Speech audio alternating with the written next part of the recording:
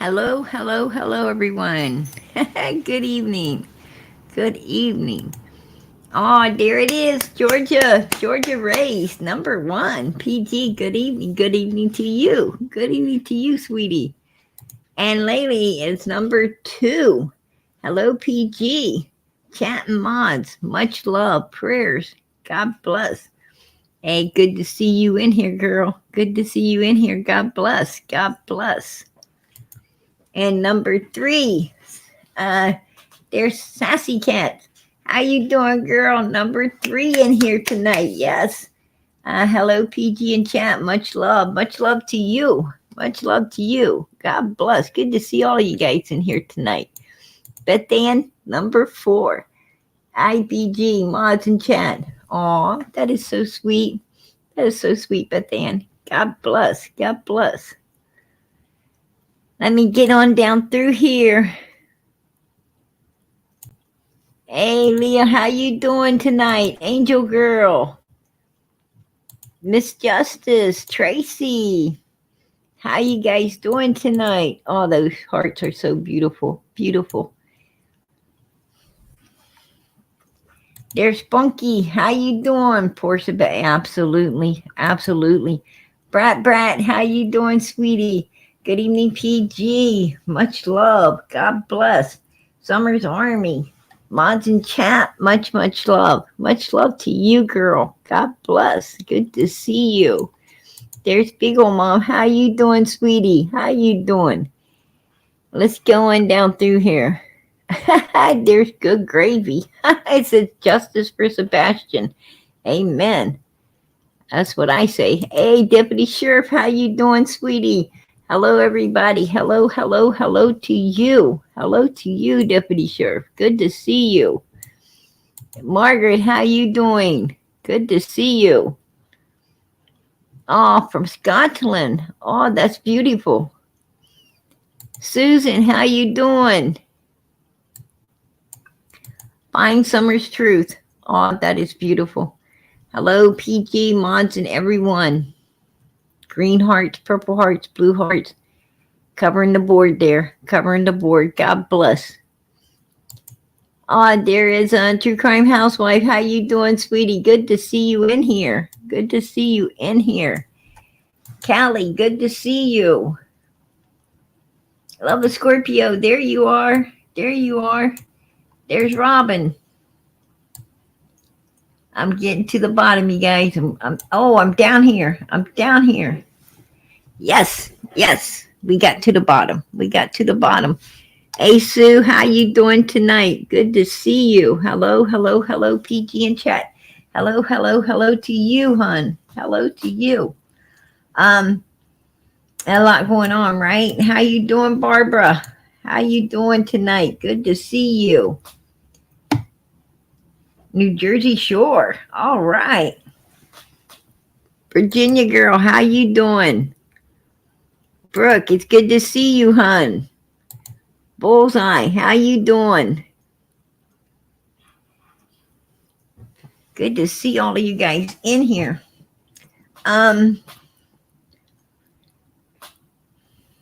There's Blue-Eyed Dumplings. Anyway, a lot going on, right? A lot going on. Shout out to Nancy Grace, right? Shout out to Nancy Grace. God bless. Hey, Catch Them Pearls. How you doing, my brother? Good to see you. PG Mods chat. I'm cleaning and listening. There you go. There you go. Justin's taking care. He's multitasking. He's multitasking. Yeah, I do that too. Mama 6, how you doing tonight, sweetie? How you doing? Good to see you, hun. Good to see you. Anyway, yeah, shout out to Nancy Grace, right? I mean, she put it to him, right? She put it to him. She was like asking some hard questions then. Some of them they wasn't wanting to answer, right? They wasn't wanting to answer some of those questions. She's like, what vehicles do you drive? Right? She's like, what's the make? What's the year? What's the model? You know, right. I'm like, come on, cough it up. What do you drive? Right. And the mom, 2017, right? Vehicle. And the dad's like, oh, I don't know right off the top of my head. You're a man. Men know vehicles. If you driving it, you know it. He's like, I think of 2021. And what I'm saying is they were being reluctant, right? They were being reluctant to giving out their information. And, you know, you got to, you got to wonder about that. I mean, was they holding back? Was they holding back because, you know, um, I mean, there's a couple reasons you could be holding back, right? You could be holding back because you don't want everybody in the world know what you're to be looking for your vehicle. For one, uh, you know, I personally, I think I would have said I wouldn't have a problem giving you all this information, just all this information off record, but you know, it's not something I'm willing to, you know, just put out there in front of a million people because, you know, it's especially the way that, the mom, the mom's the last one with the boy. The mom has been, um, her and the stepdad, they came out and confessed, confessed to, some terrible things, right? They also have, came out here in the public eye and they have kind of tarnished this boy, right? I mean, even on Nancy Grace, they weren't building, they were not building Sebastian up. They was more, like Sebastian's biological dad, for instance, okay? He built Sebastian up. Sebastian's in the Right to Try program, where he gets to do, the right to try as in stay in the normal stream, the normal classrooms, with just a little extra time to get his work done, right? And he's really excelling at that. He's really excelling. His dad's proud, So the dad builds Sebastian up, right? When he's at my house, he always puts on his shoes. He keeps all of his little things in this drawer. And, I don't have any issues or problems with Sebastian. You know, um, the dad and the dad's side of the family seem to love this kid. And, and the grandmother, she is like straight up. She is just like straight up, right? Um, I don't believe nothing y'all saying. There's something more here that you're not saying.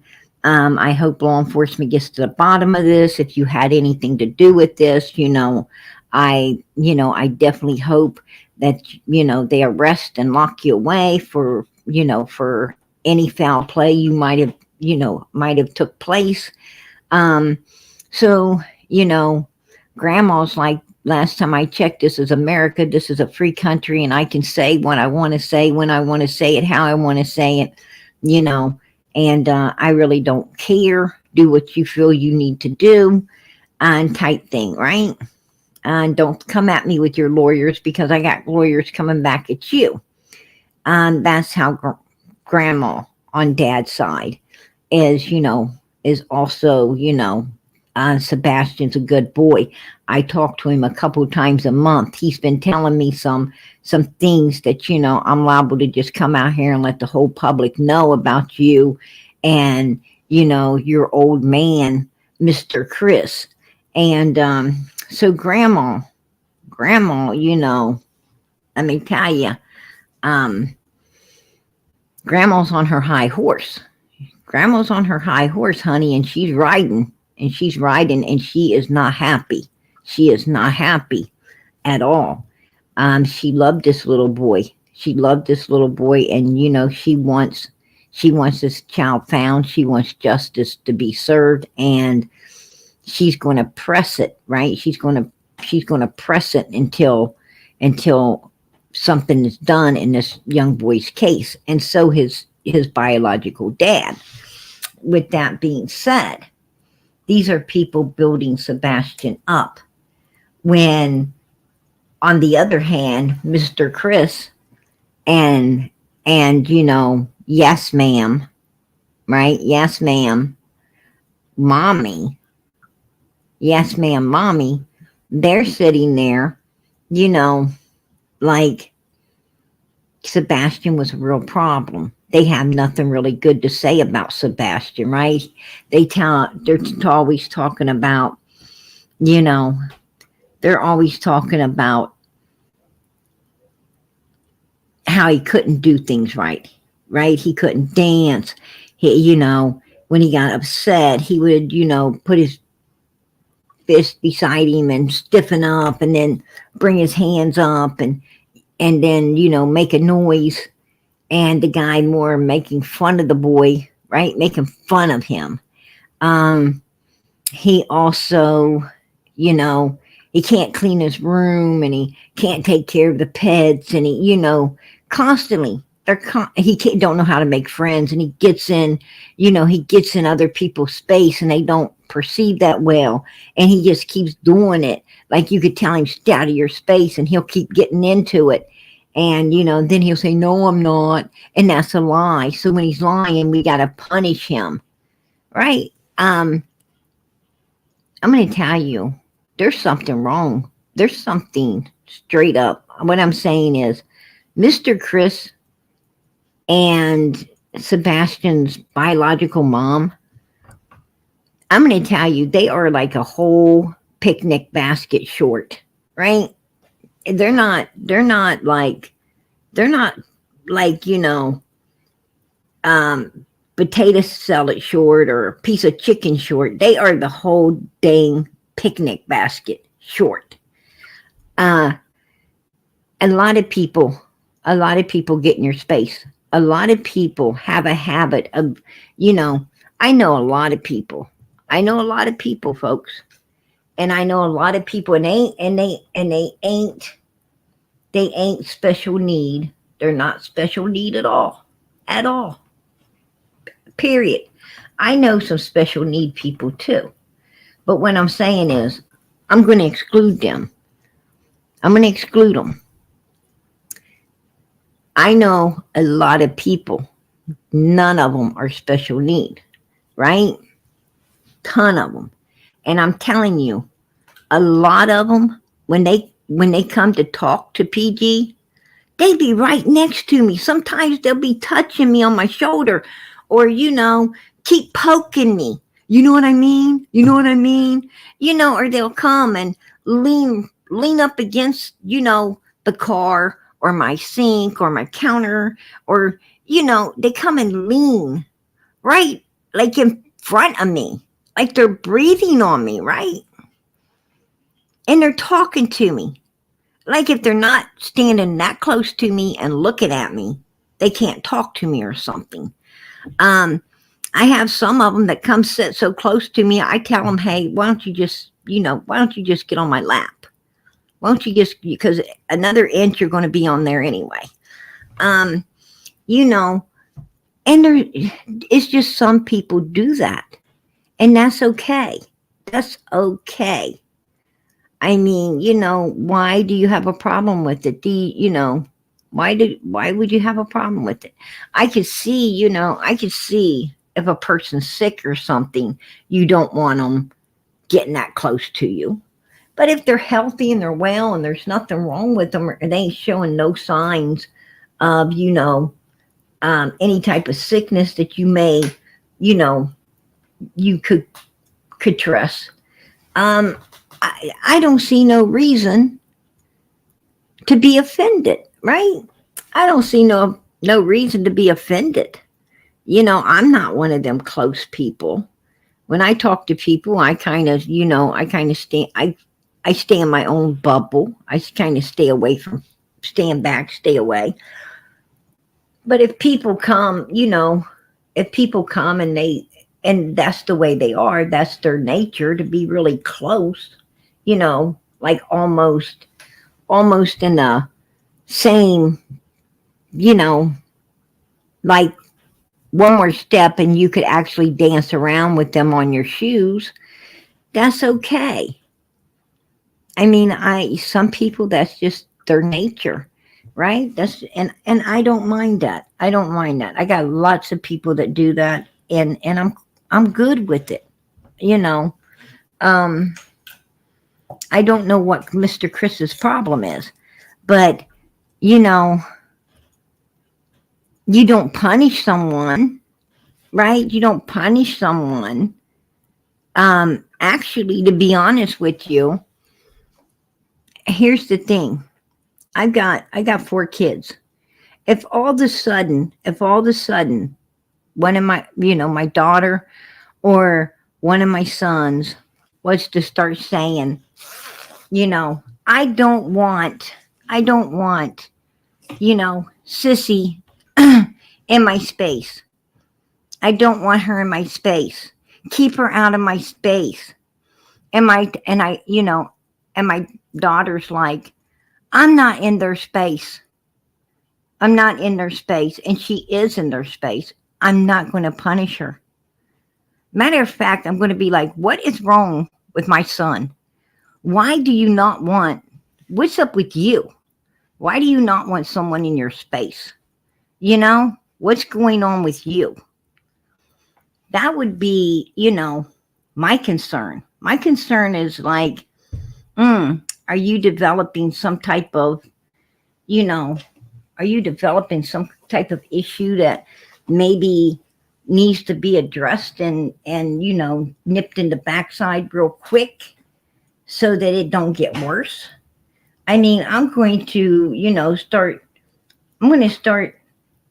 having a little fear for his mental health, if you ask me. I mean, what's up with that? What's up with, this is your family, What do you mean you don't want your family in your space? That's a little weird, if you ask me. But Mr. Chris felt that Sebastian needed to be punished.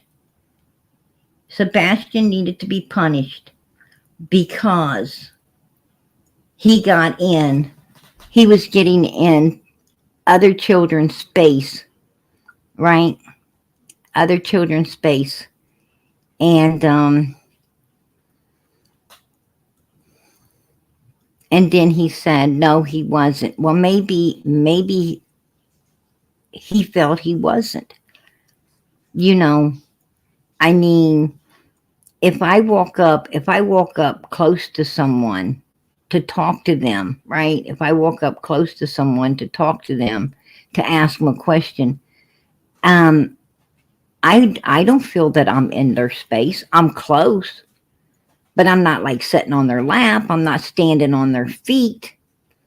What I'm saying is, what Mr. Chris feels is someone else's space may not be what Sebastian feels is someone else's space. Sebastian wasn't lying at all. He wasn't lying because he didn't feel that he was really in anyone's space. And some kids, and also Mr. Chris wasn't taking in consideration that some kids are just mean. Some kids are just mean. They don't want someone around. And when they're asked, why do you not, want so-and-so playing or what? I just don't want them in my space. They're in my space. They make up stuff. It's not that the child is in their space. It's just that they don't like the child. But Sebastian had to get whipped for that. He had to get whipped for that, you guys. Right? Now, I can't believe Mr. Chris was a counselor for like 16 years. I can't believe he was a counselor. Right? I can't believe that. It's like, I was like, whoa, this dude's a counselor for 16 years. you know, I he's on understanding. This isn't this isn't someone that is understanding, right? How the hell is he going to counsel anyone when he seems to be needing some counseling? That's my thing.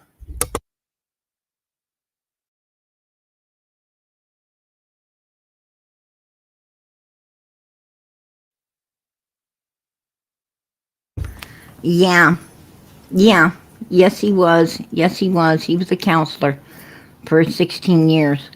Um, yeah, for the military. For the military.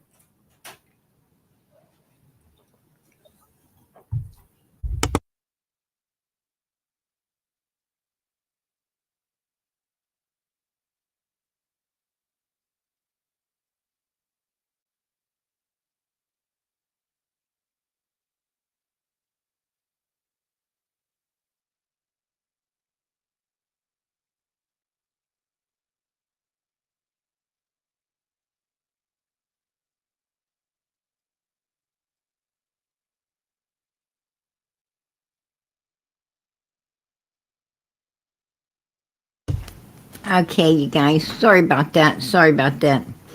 Um, I have one of mine running around. I would have had him say hello to everybody, but if I did that, he might not quit talking. Right? And he would have been the one you guys would have been listening to the rest of the night. So, all right. Yes, yes. He lied, said CPS came out because school called them. We're hitting with the belt. Yes. And then he retracted that on Nancy Grace's, right? He retracted that on Nancy Grace. And this guy can't keep up with his lies, right? He can't keep up with his lies.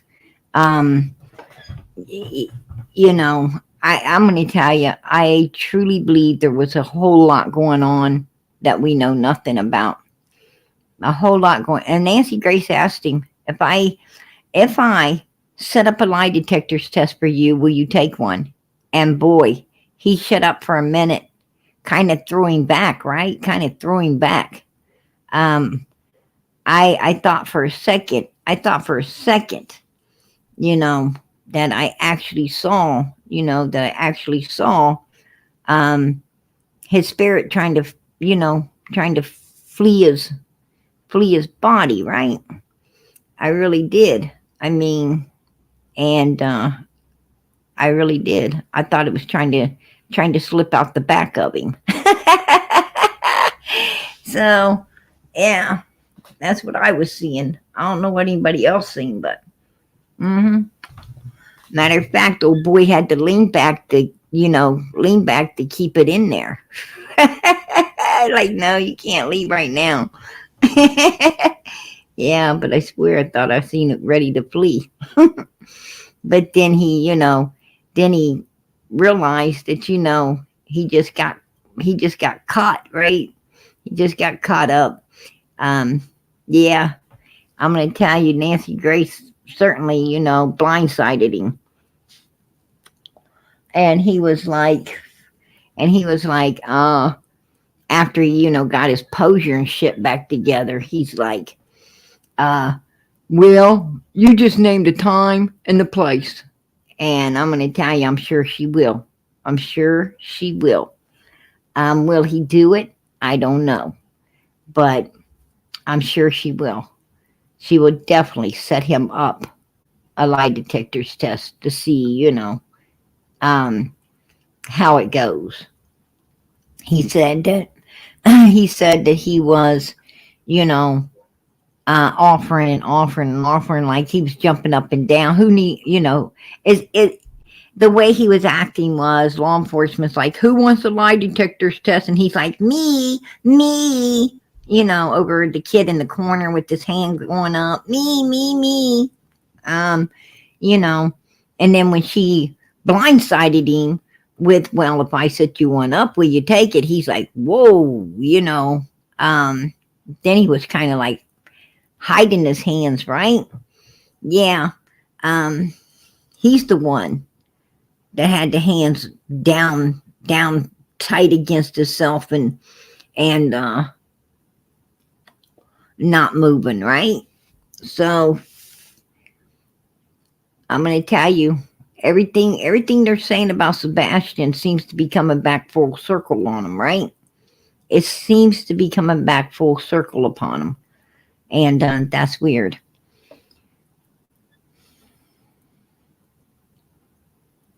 Right, right. Um, is from I haven't clarified. I haven't clarified uh, about the mom being in military, but I hear she was. I hear that him and her were military. He was for sure. He definitely was. He was in the Navy. He was in the Navy. I believe it's the Navy. Um, and he was a counselor 16 years. So I don't, he seems to need one to me. I don't know how he could be one. And the people he talked with, I feel sad because, I don't think they got very much understanding out of this, you know, a-hole, right? I don't think they did.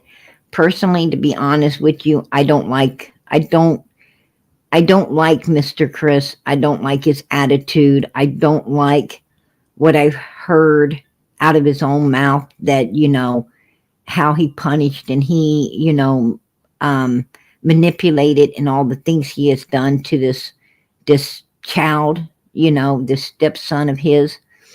And he definitely treated Sebastian like a stepchild. Yes, he did. Yes, he did. A redheaded one too, right? A redheaded one too. That's what I got to say. And I found it funny that his daughter's bedroom was right over on the same side with him and Katie, right?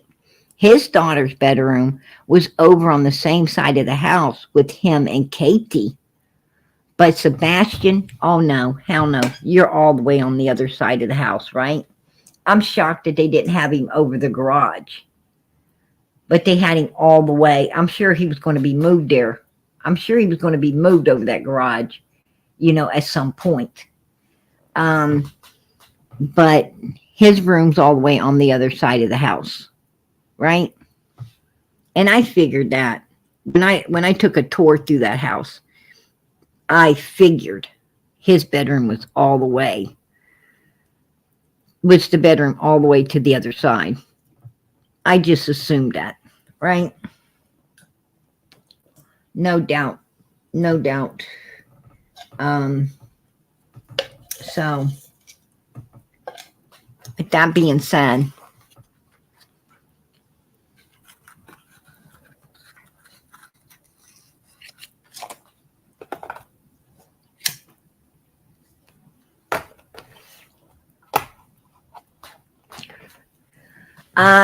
it depends on what type of counselor you are, whether you need a degree or not. Um, you you can get in an awful lot of trouble. I suggest you get a degree if you're going to counsel anyone. You really should have a degree. No matter no matter. I mean, I know that there's like people called life coaches, and they don't have any degrees um, to be doing that, right? They don't have any degree, and you know, you should be skilled. You should be skilled in what you do.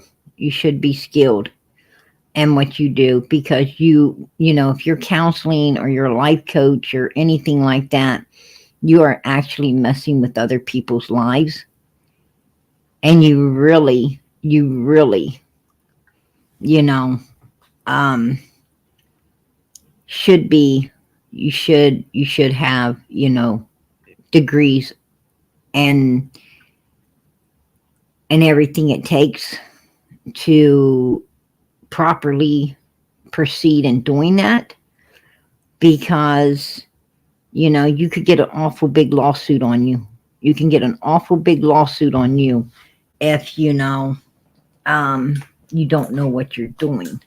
So I suggest that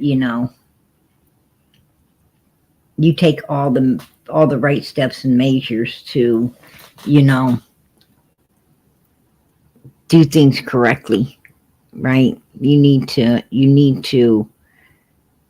have the education. When you're messing with other people's lives, you really need to have the education to do so. You need to be skilled, is what I'm saying, right? You need to be skilled in that field.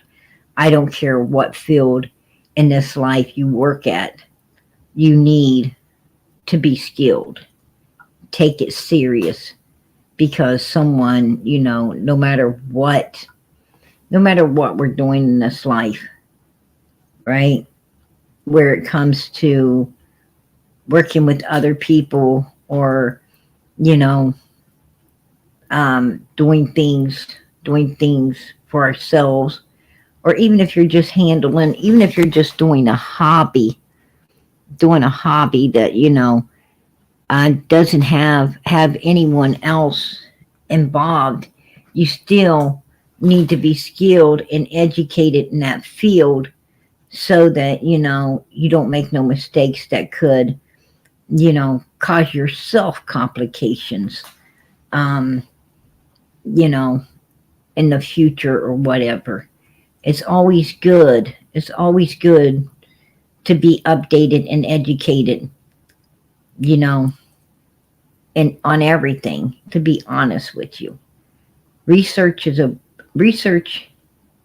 beautiful thing. It's a beautiful thing. And it don't take a lot of time, you know, to research things, and figure out the ins and the outs, and the safety, you know, that needs to be taken, and all the things. So I'm just saying.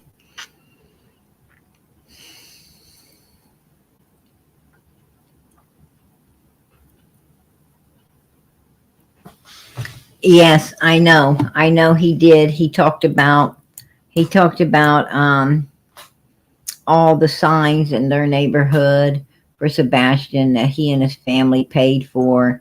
Yeah, I heard that. I heard that, his mom, being a realtor and having connections to getting signs made, and so forth and so on.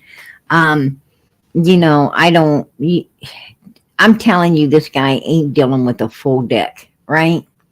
He's not dealing with the full deck up there, upstairs. I'm not talking about, I'm talking about in his head. The guy ain't. He's just not dealing. You know, it's not happening, y'all. Trust me.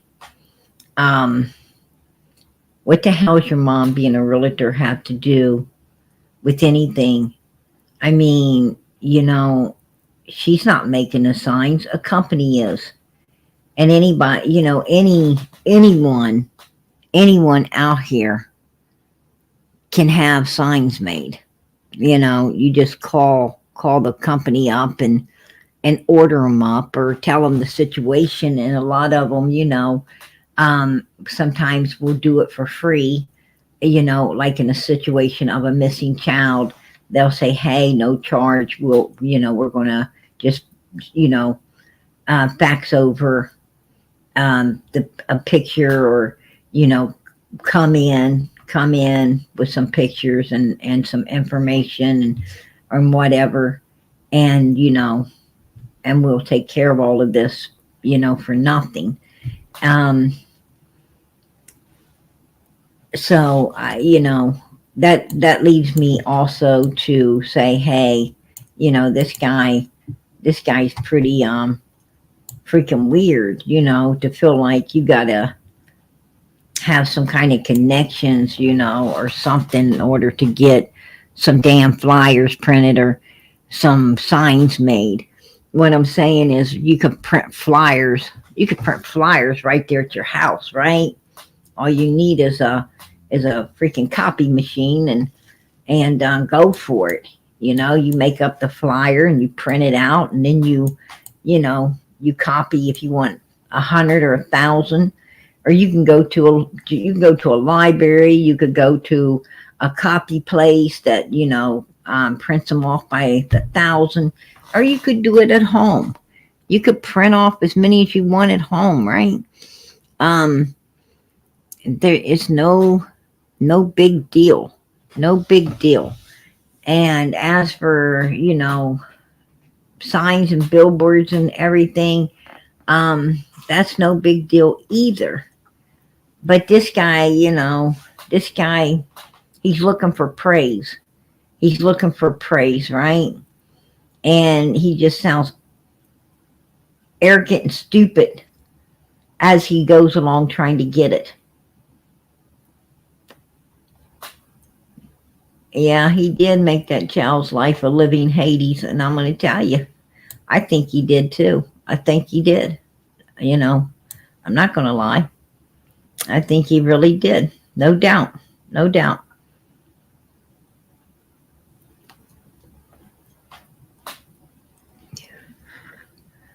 Oh, yeah, I know. I know. Yeah, he did. He said that in this photo right here, she's on the phone, right? She's supposed to be on the phone with the Cajun Navy, that they were the ones supposed to gotten hold of. They're the ones that, he acts like they're the ones doing all of these things. I don't think so. Because the guy that was on Nancy Grace, that was in with the searchers and everything, he said that Seth, the biological dad, was the one out there. He said that the biological dad's the one that they gave all the information and stuff to. Um, he was talking about the biological dad. I don't know who she's on the phone with. I really don't care. I really don't care. But that's what they're saying. That's who they're saying he was on the phone with. Um, and if they was, why weren't they out there searching too? I mean, he's like, well, we was sitting there with a bunch of flyers trying to get something to eat. Um, you probably had them flyers. Yeah, I'm sure you had them so in case anyone walked in or a picture like this was taken. You want to look like you're doing something when you're not doing nothing. You and her, I'm going to tell you, this is my opinion. My opinion. Chris and Katie think that they're smarter than the average bear, right? They believe that they're smarter than the average bear. These two think that, they can gaslight people by carrying, flyers when they go into a restaurant, like, they're doing something, when they're actually not. It's just for their protection. And that's kind of messed up. But I don't think they're looking or doing anything because they already know. At least Katie, I believe, knows um, exactly what happened to to you know Sebastian.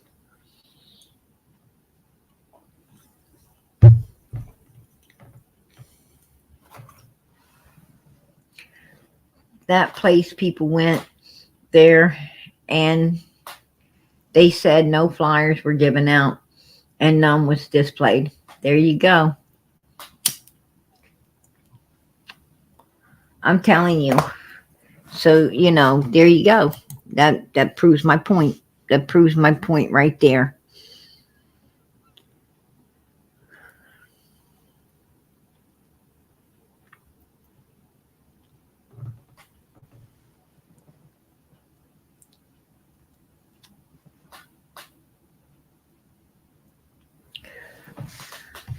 Oh, look, see there. There's Terry Southern Gal in here trying to give PG some problem. You know what, Terry? I knew Satan would show up tonight at some point and try to, get me off my path that I've been on um, that I've been on to stay righteous, and I knew it. I've been looking for it, and you know what? Normally I would have a few things to say to you, but the only thing I got to say to you is God bless, much love. You just got yourself put into PG hell, and you won't be in this chat ever again. You know, if you don't like it here, don't come here, sweetheart. Right? Go suck the juice somewhere else if it's sweeter. You don't need to be here. Right? Go find people like you. But don't come in here stirring the pot because you just licked a spoon. You just licked a spoon. See ya, wouldn't want to be ya. You know, PG ain't handling it like I once did. You know, no reason for that. That ain't the way God wants PG to handle things. He don't want me to get upset and say, you know, a lot of stuff too. You know, that lady don't know me either. She don't know me, but she came in here feeling that she had the you know, she felt privileged to come in here and say ugly things in my chat when she doesn't know me, right? She's saying I'm doing this to someone else, but she's doing it to someone that hasn't even got a missing child, right?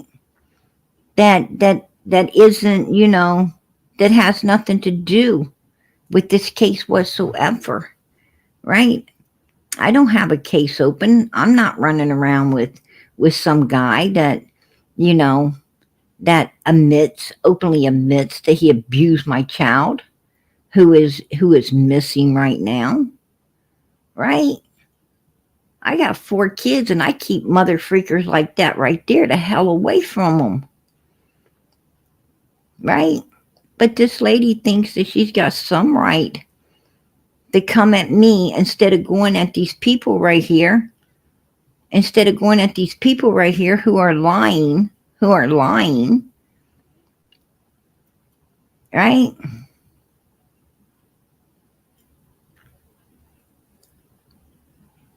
Who openly have admitted abusing this child who is missing. We ain't for the parents. We are not for any parents. We are for the missing child. We are for the victim, right? We are for the victims, not the parents who are sitting there, you know, already have been caught up lying on numerous occasions, right? Numerous occasions, old Proudfoot has been caught up lying about how he abused poor Sebastian. He's been caught up in lying. So, you know,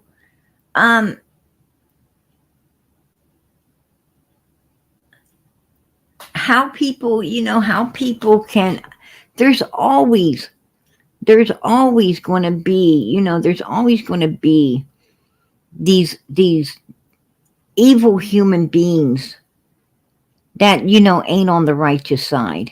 There's always going to be evil human beings that don't know how to be on the right side of God, right? They don't know how to be for this little boy instead of these sinister human beings that was making this little boy's life, you know, a living hell. They don't know how to be for the victim, right? For the victim. You know, does Christopher have anything to do with Sebastian's disappearance? I don't know. We don't know this. We don't know. But we do know, what we do know is this boy was going through a lot of abuse inside that home by Christopher. And it sounds like by his mother as well, right? By his mother as well. she hollers at him. She said that, she's on a sofa close to his room. She hears a big thump, you know. She hears a big thump. And she doesn't go to check if he's okay. Did you hurt yourself? Right? Did you get hurt? This is a special needs child. This is a child with an autistic child. She does not go and check on him to see if he's been hurt, if anything's, wrong. What was that noise? I need to see. She doesn't go see. She says, did you fall? He says, no, ma'am. She says, well, I don't know what you're doing, but go to sleep. Right? Stop it. Go to sleep. I don't think that was the right answer. I don't think that was the right answer, if you ask me. He gets whipped. He gets whipped. This child gets punished for everything. Who's punishing them for not caring enough about this child to get up and go check on it? Who's punishing them for losing a whole child, a complete whole child? And I'm not talking about a little child. This is a pretty big child. They lost the whole child, right? Who is punishing them for not trying to understand this young boy more than they did? Right? Who's punishing them for not trying to be to be open-minded and a good person, love and cared about this child, because that's all he really wanted. He just wanted someone to love and care about him and understand him. And how much were they trying to understand him? Right? I'm going to tell you something. Now, I don't agree with the parents that feel like their children can't do no wrong. Right? I don't agree with the parents that act like their kids can do no wrong. But I agree more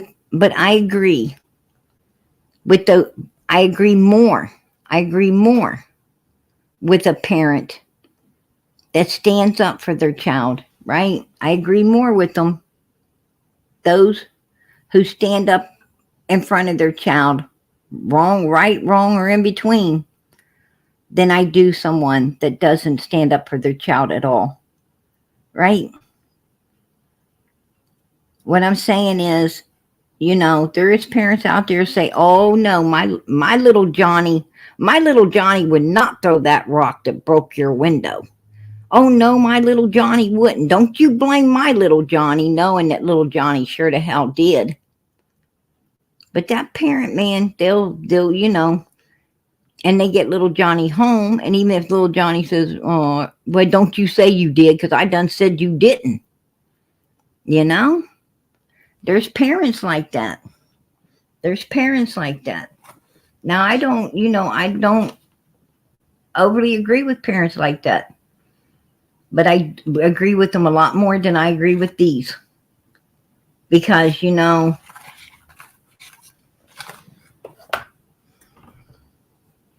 I think that, I think a child, if little Johnny throws a rock and he busts a window, then I think little Johnny should have to do some chores or do something to work off, right? Work off the money that it took to fix that window, to teach little Johnny that you don't break things, right? No, you're not going to be able to go out and play basketball today because you've got to help wash and fold and put laundry away to pay for the window that you've broken, right? No, you can't do this or that today because, you have to help, wash the windows and, do some chores for breaking the window, right? But I'm not going to get a belt. I'm not going to get a belt or a shoe, or a switch. I'm not going to get nothing like that and abuse little Johnny with it. There is other ways of handling things, folks, other than in that manner. No child deserves to be abused like that. No child should ever be whipped with a belt. No child should ever. I really don't believe in striking a child unless, now you've got some of these teenagers, that'll come at you, right?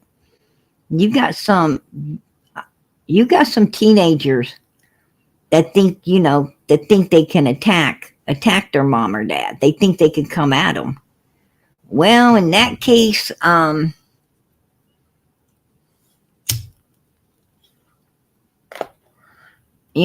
can't speak for anyone else, and I'm not trying to. I'm only speaking for PG. I'm only speaking for myself.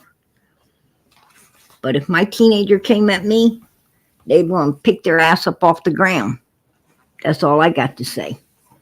They will be picking their ass up off the ground at that point. Yes, you will. Don't disrespect me like that ever. Ever. Right? But that's a whole different ballgame. That's a whole different ballgame. When your child turns on you and tries to come at you in a manner to try to hurt you, they leave you no other choice than any other stranger coming at you on the street. Right? No other choice. But unless it's in a situation like that, you have no business putting your hands on your child in a violent manner at all. And you certainly don't have no business sticking your hands on someone else's child in a violent manner. You just don't do it. You don't do it. You don't have that right. Yeah, she said she's in school. She said she was going to school for business. She's going to school for business. I don't know if it's to get an associate's degree or the bachelor's. I don't know.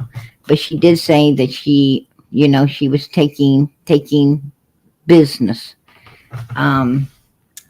business administrating business or something like, I don't know, some kind of freaking business. Don't hold me to it. Don't hold me to it, because I was cooking dinner. I was cooking dinner while I was listening to Nancy Grace tonight. So, I was basically busy, but not busy. And I just heard her say she was taking some type of business classes. She should have been taking some parenting classes, and Mr. Proudfoot needed to be taking some anger management classes, right? I think Katie and Mr. Proudfoot needed to take some anger management classes. I think Mr. Proudfoot was, rechanneling a whole lot of his aggression on, out on Sebastian. I really do. And I think Katie was a weak human being. And, personally, I just think she didn't care. I think she didn't care, right? As long as he wasn't taking anything out on her, she didn't care. I don't think Katie liked putting up with Sebastian a whole lot herself, right? Some people see their kids as a problem, not a blessing. Some people actually see their kids as a problem, right? As a stumbling block. And, they wish they had more free time for them. Didn't have to, some people don't like taking care of someone. all the time. And that could have been, that could have been Katie's problem, right? That could have been her issues. Um,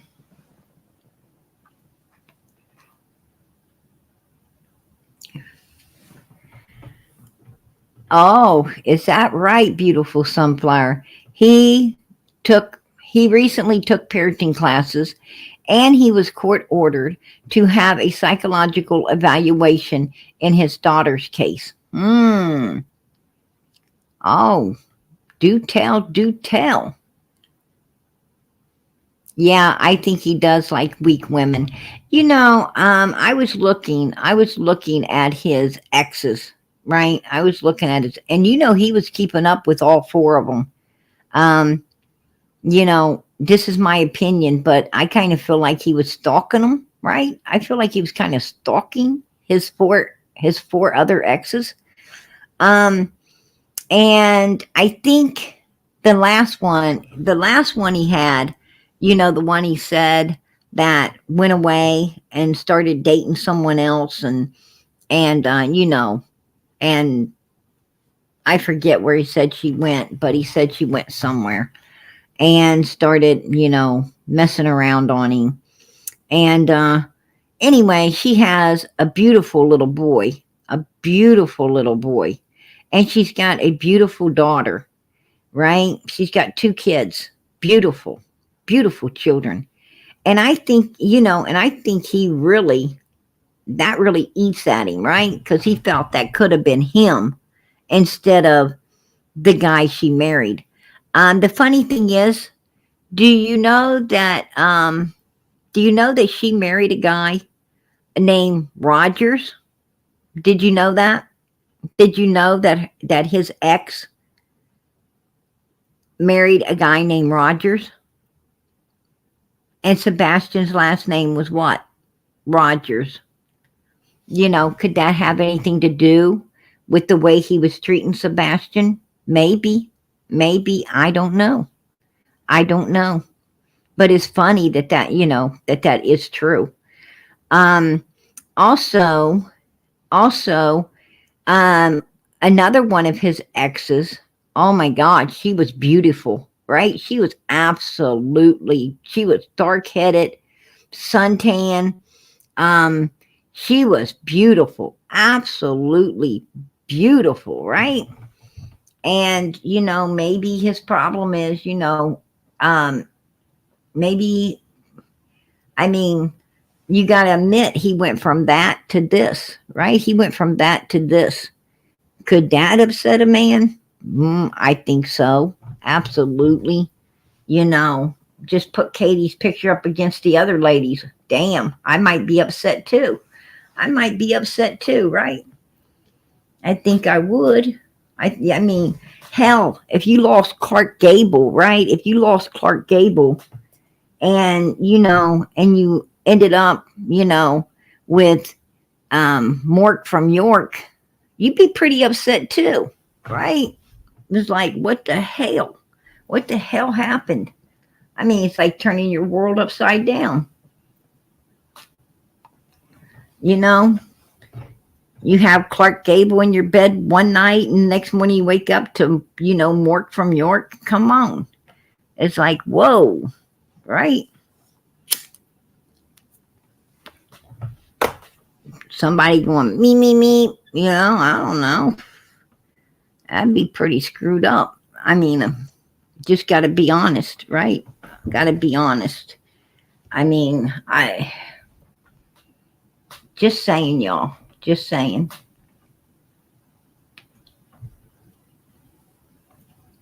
I, I don't know how he gets them, but I sure to hell know he don't know how to keep them, right?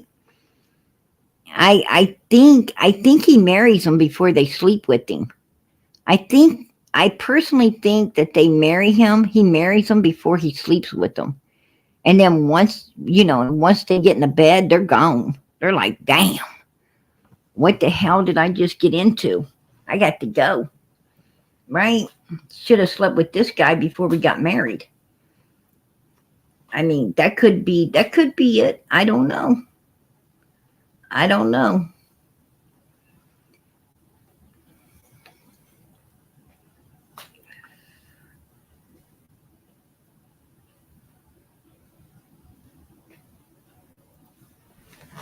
Oh, oh, is that right? Is that right? So Seth in a recent said in a recently that Katie was violent, and he said Christopher told him not long ago marriage was over, and that's why Sebastian was moving in with him. Oh, so Katie and old Christopher, um, yeah. See, that's what I'm talking about. That's that's what I'm talking about. This guy can't keep a woman. He can't keep a woman, right? I don't know. I don't know what's up with him, but you know, damn. If I was him, I'd be looking in the mirror like, what? He needs to figure out. This guy needs to figure out. You know, whatever it is, something's broken. He needs to figure it out and get it fixed, right? I don't know what it is, but something ain't right. And if their marriage is open, why, if their marriage is over, well, I do think their marriage was open because she was, like, he's like, in my opinion, stalking his four exes.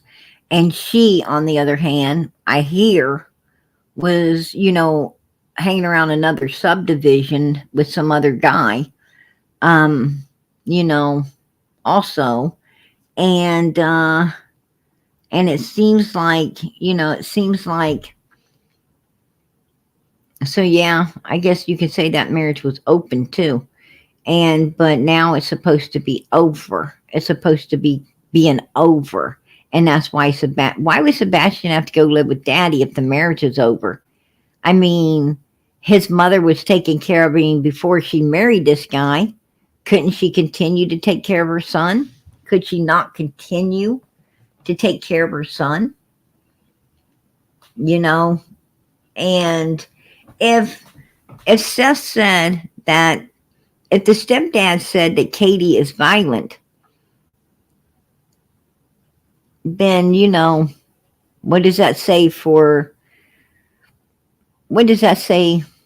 Sebastian the night he disappeared? What does that say? That tells me that the biological dad believes that the mother being violent may have done something. That's what it tells me. That's what I'm getting out of what the biological dad has said, right? I don't know. And then Nancy Grace said, why are you guys not looking at the cameras? Why are you not, why are you looking down? She says, because I have a picture of my son and I'm looking at my son. BS, you can use your son as an excuse. You could use a picture of your son as an excuse, but that ain't why you're looking down. That ain't why you're looking down. You're looking down because something in you is feeling guilty as hell. Something in you is feeling guilty as hell. Right? That's why you're looking down. You cannot face a camera. You cannot face other people because your conscience will not let you. We all know what it feels like to be guilty as hell. We all know. We all know when we got busted, right? We all know when our parents totally and utterly busted us in one of our lies or one of our little schemes or something. You wasn't looking them right in the eye. Hell no. You was looking anywhere you could but at them. Like, they're the last thing you wanted to look at because you knew you were caught. Your guilty conscience would not let you stare at them because you knew you were guilty. It just is what it is. You know, it is what it is. Call it like I see it, right? I have to call it like I see it. But, you know, I'm tired of looking at that guy. I'm just tired of looking at that guy. Um, I can't stand. I can't stand to look at people that abuse children, right? I can't stand it, but I'm going to have to look at him. Um, yeah, why wouldn't you sit and hold the picture up? Why didn't you hold that picture up and say, hey, here's the picture of my son. I want everybody to know he is missing and they need to be looking for him. I'm going to tell you what, you know, I don't like it when people say that we as humans all, handle things differently. No, we don't. No, we don't. We are all one and the same. We are all, every last one of us are putting up with the same shit, just different shit. We are all putting up with the different shit, just, at different times, right? And a lot of us are putting up the same shit at the same time, too. We are all the same. Every last one of us. Believe it or not, we have a hell of a lot more in common than we want to think. Right? We may not agree. We may not agree on everything. Absolutely not. Right? Because we don't all think the same. We don't all think the same. We don't all handle situations the same. Right? But we all have the same feelings. We all have the same feelings. We don't all have the same courage. Right? We don't all have the same strength. It takes some of us a little longer to get people out of our life because we love a little harder, or we're not willing to do what needs to be done as quick as some other people. But we still end up doing exactly what other people do, right? We get those people out of our life at some point, some quicker than others. But we all handle things and do things and deal with the same stuff all the time. All the time. We all, every last one of us, we put our pants on the same way, right? We put our britches on the same way. Sometimes one leg at a time. Sometimes we just sit on the side of something and slide both legs in at once, right? I mean, but we all do it alike. In the same way with our shirt, right? We put our shirts on the same. Only difference is some people put it over their head first and their arms in. Some put their arms in and then pull it over their head. It doesn't matter. We're still putting it on the same. It ain't different. It's the same because once it's on, it's there. Everybody likes to think they're different. We're not. We're not. We're just all humans. We're all humans. And, and that's why it's important for humans to stick together. That's why it's important for them to stick together.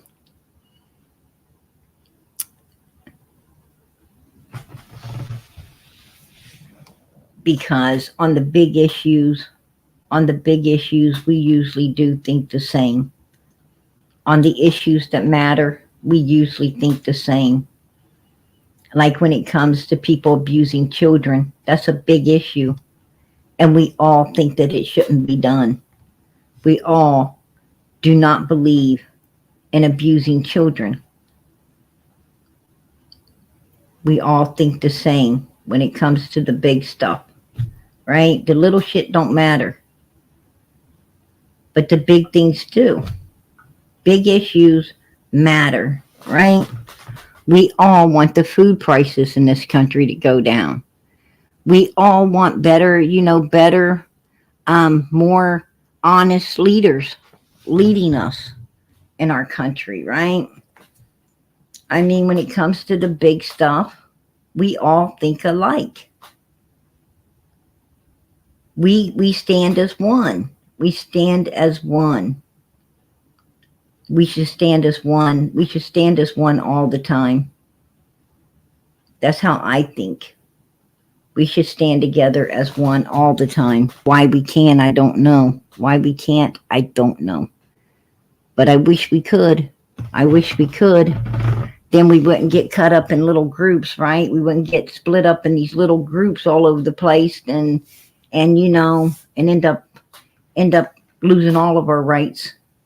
I'm going to tell you, this world is nothing but a big world of psychology.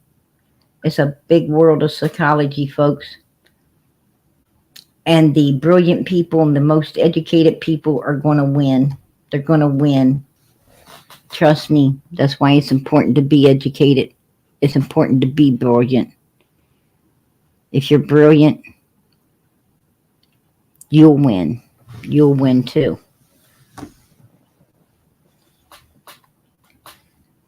Anyway, I'm going to finish.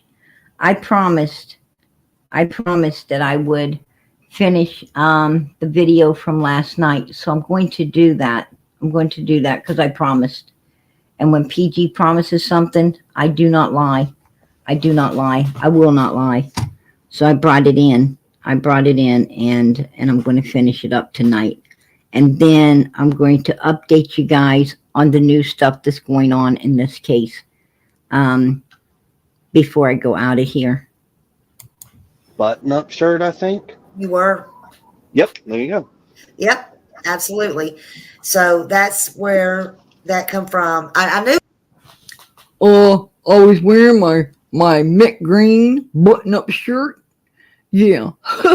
Didn't I look handsome in that? Did you like that? Did you like that shirt? Yeah. You're talking about the scratches? Yes, we are, Mr. Chris. We're talking about your scratches. Oh, are you talking about the ones below the elbow or above the elbow? What? What the fuck? You got more? Can you pull up your sleeves and let us see, please? And to talk about the scratches, Mr. Chris, I'm about to talk about those too. There you go, Mr. Chris. Right here. Right here, Mr. Chris. You got scratches on both arms. Both arms. They're right there. You see them? You have scratches on both arms. Not one arm, but both arms, Mr. Chris. Both of those suckers are full of scratches. There you go. There you go, folks. And from what he says, and there's his mint green button-up shirt. From what he says, he's got them above the elbows as well. He's got them above the elbow. These are the ones on the lower part. The lower. See? These are below the elbow.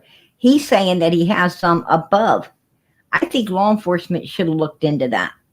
I really think law enforcement should have been looking into that, right? Yeah, I don't know why Nancy Grace didn't ask him about that. And then right here, have you both taken a polygraph test? And if so, what were the results? Thank you. He says, foo-foo. Yes, and the results are passed. Now, today on Nancy Grace, he said that no, they didn't. Just Katie did. But here he led this person to believe he had took one and passed it. Bullshit, Mr. Chris. Bullshit. He does lie. This man's a liar. He's a liar. Right? And he says this guy here is his PI. It looks to me like that's him. I mean, if it's not him, it looks like his brother, right? Don't that look like his brother? But I guess this is the guy that's been chasing JLR around, right? I That's what I hear. I don't know, but I hear this is the guy. I heard this is supposed to be his PI inside this vehicle. It looks like him. If I had to say who it was, I'd say him. But I don't know. I don't know. His brother Bubba. That's his brother Bubba.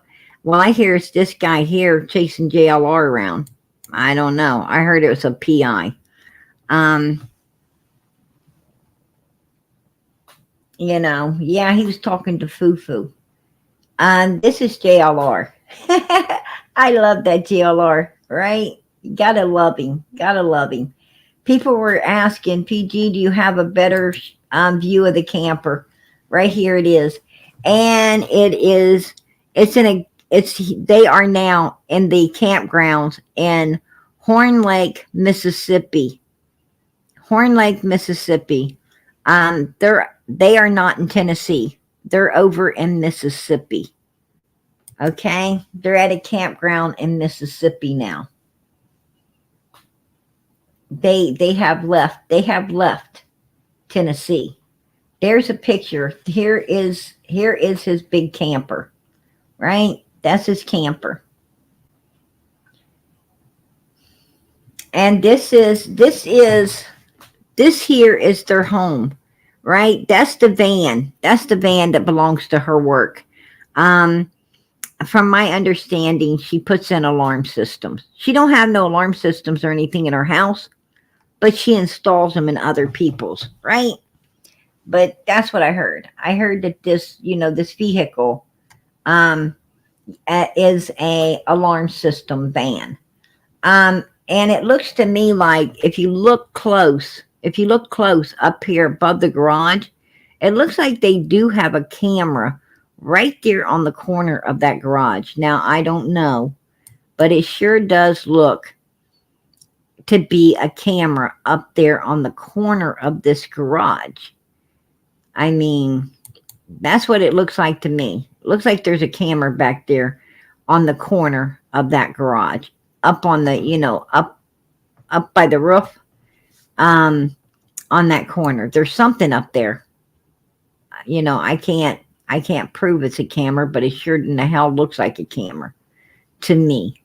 So I see right there is something right there at the top of here. I don't know if that's a camera or what it is, but it looks like it could be. I don't know. And I guess that's the little room up over the garage, the window to the little room up over the garage. Their extra room. There's like this bonus room up over the garage. It's a little bitty tiny loft looking thing. If you tour their house, you know what I'm talking about. I was going to stop you with one question. Pretty close. I was like, wait a minute. Yep. You thought they all been asked, didn't you? Yeah, just about. I mean, I've told everybody on Facebook, and I said, look, everybody's been nasty and all this, and like, look, I got no problem. I'll answer your questions. Just fire them away. And I have asked, like, keep in mind, there's like 3 of us and thousands of y'all, so we're trying to get to them. But yeah. So, so let's see. give me a good one. I'm gonna try to find a great one. Did you ever use a belt on him? Have I ever used a belt on Sebastian? Yes. Okay. Outside of his clothes, on his buttocks. Okay. Please call DV when Sebastian home. Okay. Have you ever had domestic violence called on you when Sebastian was there? No, ma'am. Okay. I actually don't have any domestic violence in my history, period. Okay. He says he's never had domestic violence, y'all. Okay. Now here's one. Let's see. Hi, Bullhorn Betty. Let's see. Okay. With Sebastian's autism, does he have a violent outburst? If so, what typically triggers the outburst? I wish I could show y'all this in person. All right. Does he have, when he was younger, he probably had some pretty nasty ones. As he's gotten older, between his mama, me, and his dad, and other family members, trying to get him to, like, look, you need to focus on this. Stop doing, he, ball your fist up, put them down to your side, like in a very aggressive manner, like you're pushing down, and stomp with one foot. Okay? Mm-hmm. He gets like that when he's throwing his temper tantrums. And then he brings his hands up in like the military knife hand is what they call it. All four fingers and thumbs pointing outward. Yeah. And he's like moving his hands up and down, kind of like he's making a point, kind of. That's to the extent of. Did you hear him? Did you hear him act like the child can't talk? Let me play that again.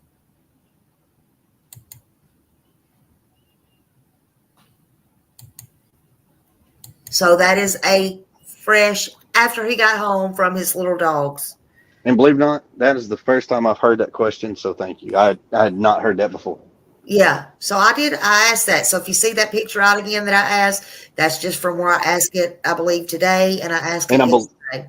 And I believe I was wearing like it's like a mint colored button up shirt, I think. You were? Yep, there you go. Yep, absolutely.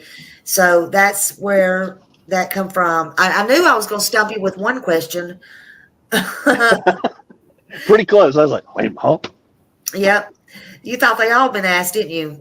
Yeah, just about. I mean, I've told everybody on Facebook, and I said, look, everybody's been nasty and all this, and like, look, I got no problem. I'll answer your questions. Just fire them away. But, and I have asked, like, keep in mind, there's like 3 of us and thousands of y'all, so we're trying to get to them. But yeah. So, so let's see. give me a good one. I'm gonna try to find a great one. Did you ever use a belt on him? Have I ever used a belt on Sebastian? Yes. Okay. Outside of his clothes, on his buttocks. Okay. Please call DV when Sebastian home. Okay. Have you ever had domestic violence called on you when Sebastian was there? No, ma'am. Okay. I actually don't have any domestic violence in my history. Period. Okay. He says he's never had domestic violence, y'all. Okay. Now here's one. Let's see. Hi, Bullhorn Betty. Let's see. Okay. With Sebastian's autism, does he have a violent outburst? If so, what typically triggers the outburst? I wish I could show y'all this in person. All right. Does he have, when he was younger, he probably had some pretty nasty ones. As he's gotten older, between his mama, me, and his dad, and other family members, trying to get him to, like, look, you need to focus on this. Stop doing,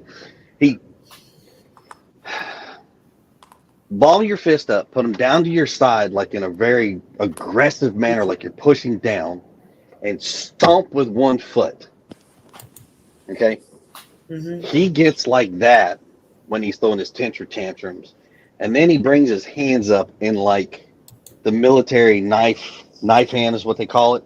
All 4 fingers and thumbs pointing outward. Yeah. And he's like moving his hands up and down, kind of like he's making a point, kind of. That's to the extent of his violent outbreak. But other than that, no. Yeah. All right. Justin said he wants to understand this. He said, am I understanding this? You hit him with a belt because he didn't have a belt. No. No. Okay. No. So the question about hitting him on the outside of his clothes, on his butt with a belt, that was something that he got in trouble for because he lied to us and he got 1 lick. Okay. Let's see.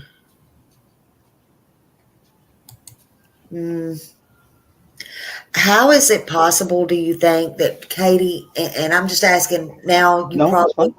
how do you think it's possible that Katie and Sebastian, and Katie, and I can ask you too, you Mm. got a voice. Can I ask you why Chris is always speaking for you? I'm just wondering. Why is Chris always speaking for Fire you? away, babe. Go ahead. If you're not there, Chris, hold on. If you're not there, people want to know this. If you're not there, how can you answer all the questions? I'm just So, wondering. if you notice, there's certain questions that you're asking, I'm not saying anything about. I know. So, as soon as you start talking about Sunday, Yeah. Okay. I So, don't say nothing. Saturday, I don't say nothing. But anything after that, from the 6th, from midnight to 6, okay. being on the phone with her prior to, yeah, Yeah. I can answer those questions. Okay. And just so I've told somebody this before, my wife has popped off to somebody on Facebook about it. As nasty as some folks have been, my job as a husband is to protect my wife, my kids at all costs. And I will stand in front of them, beside them, wherever they want to be, and I take all the hard hits. I'm tired of people dragging her through the mud. I'm tired of seeing the stuff that they say about her. Say it to me. I'm okay with it. Say it to me. Leave them. We're saying it to you. We're saying it to you. Right? We're saying it to you. Where are you now? You're hiding. You're hiding. Took yourselves, you and Katie, took yourselves and hauled ass completely out of Tennessee. Alone. Be nice. Be respectful. Be courteous and think about a woman whose heart's broken because her son is missing. If everybody would just take a step back for 1 second, go look at your kids and realize you got a kid. Your kid's at your house right now that you can walk up to. They may be in the bed sleeping, but you can walk up to them, give them big old hugs and kisses, tell them good night, and enjoy the moments. Right now, there's 3 parents in this world. Well, more than 3, but right now for this situation, there's 3 parents that cannot do that. So forgive me for standing up and being my wife's rock and foundation because that's what a marriage is. That's my job. Okay. Um. But we do love all of y'all. Doesn't matter. We still love you. Well, Baby, if you want to answer. Go for it. no, I don't understand why it's a problem that my husband helps talk. I mean, I get that y'all want to hear my voice more, but honestly, half the time it's because I'm crying or I'm honestly, I don't have words to explain what I am anymore. It's okay. I just wondered. A lot of people was asking that. I'm sorry, I was trying to read some of Mm-hmm. this. A lot of people was asking that, and just might as well ask it. No, Um, and we appreciate it. Don't get me wrong. Like you said, thank you. let's see. All right, y'all. Let's see.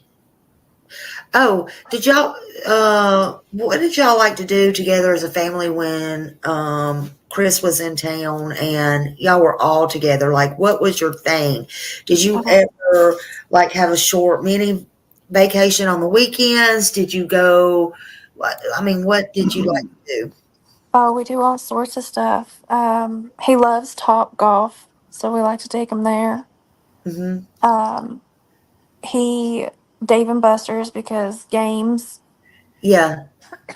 Oh Um, yeah, we've got a few really good parks in the area that he still enjoys going and playing in.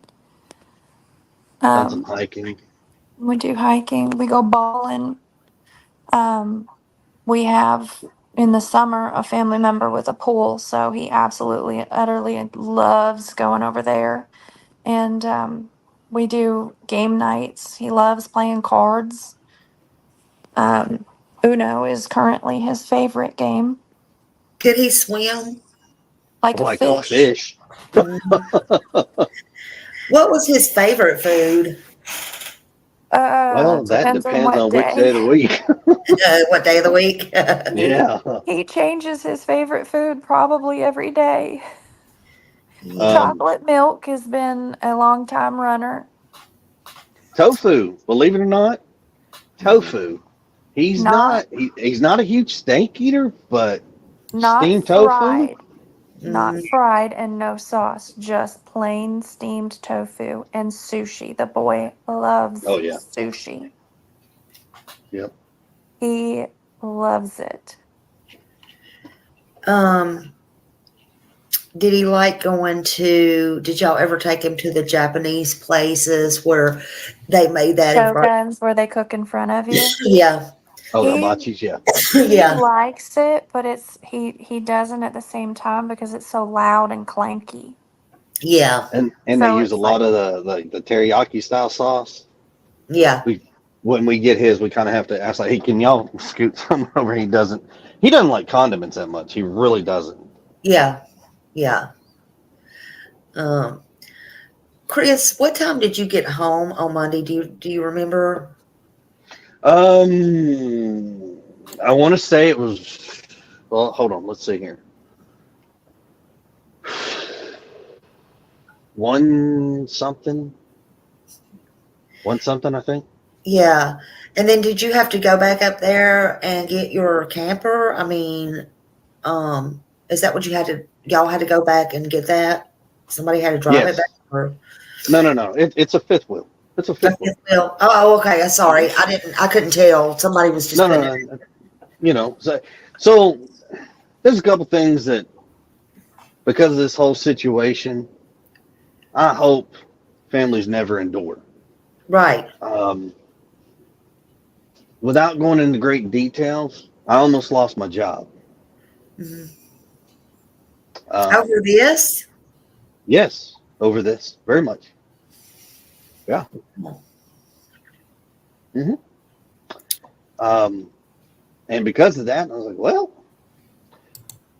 so I got permission, and I say I got permission. I asked law enforcement, said, hey, I need to go down, go get my fifth wheel, and I need to bring it home Mm-hmm. because right now, and they said, okay. So we told them what day we were going, and we went down there. We weren't even down there, I don't know, 24 hours maybe. I think we were down there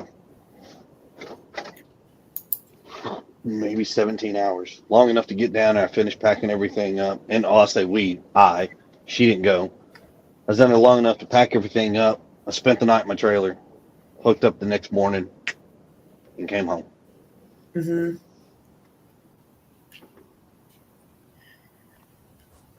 So, but will you be going back to work there? I mean, they'll allow you to go back to work there? In Memphis? Things have worked out. I will be returning to work. Good. Okay. All right. Good. Um, so why the three-way call? So, well, I'll because give I you. was Yeah, okay. hysterical and screaming and crying and frantic. And so he told me to mute my phone, and he's the one that actually called because at that point I couldn't even make words anymore. So not only that, but if Okay.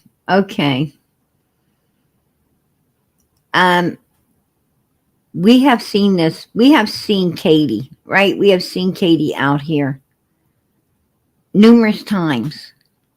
She's not frantic. She's not crying. She's not having trouble making any words. She's sitting there, actually, to be honest, a little too damn calm for me, right? Her and Mr. Chris don't seem to show no emotion. Matter of fact, they both pretty much, well, Mr. Chris not as good as Katie. Katie has a real poker face, right? She has a real poker face. Mr. Chris not so much because He wants to laugh. He wants to smile. He wants to give that angry look once in a while, right? I mean, you could see the anger. You could see when he's kind of wanting to chuckle. So he hasn't got as much of a poker face as her, but she's a straight poker face, right? Straight poker face. And with that being said, I do not believe that this lady at any time gets hysterical. Oh, hell no. I do not think that she gets at any time where she can't talk. No. Why the hell are you lying? Why are you lying? And another thing on Nancy Grace, this guy places himself at the house. He said we went to bed at the same time. And she's like, no, you weren't there. You wasn't there, Chris. Right? When Nancy Grace asked us about going to bed, he said, we went to bed about the same time. Right? Me and her went to bed at the same time. Midnight. And the way he made it sound, he was there. And then she's like, no. He wasn't there. He wasn't there all weekend. And then Nancy Grace says, were you at the house during this time that you supposed to, been away? He's like, yes, I was there, right? I was there. And then she says, was you there from this beginning of February to up to the day that you came home, He said yes. And then she asked again, and he reneged on it. Then he says no.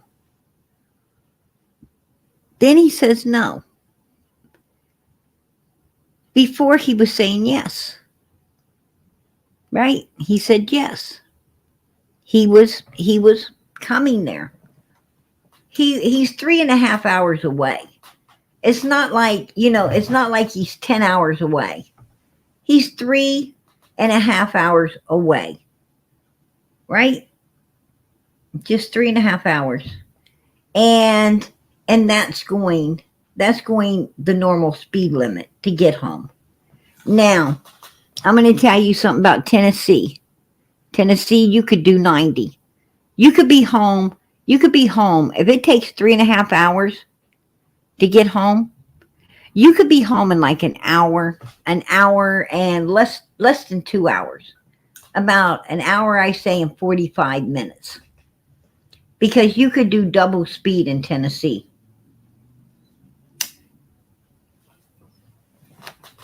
You can do double speed there.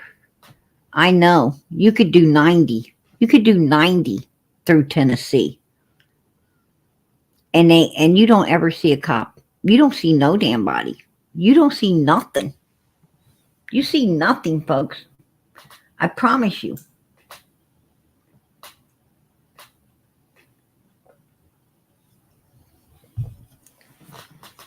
So with that being said, I got to wonder. Chris never got home until late afternoon. Chris could have been there. Chris could have been there the night before. He could have been in that house. I don't know. Let me tell you what he could do. Let me tell you what Mr. Chris could do. Mr. Chris could have left his phone. He could have left his phone in that trailer, turned on, and she could have left her phone on at the house. Okay? She could have called him. He could have left his phone there. Right?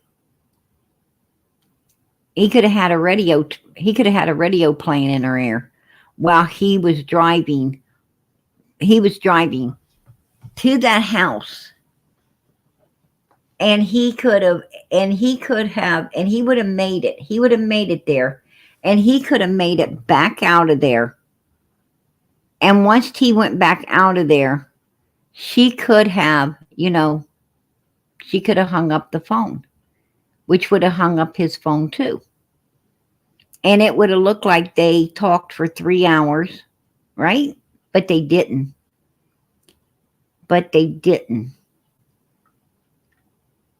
And he could have been, he could have been back out and gone. And will Sebastian ever be found?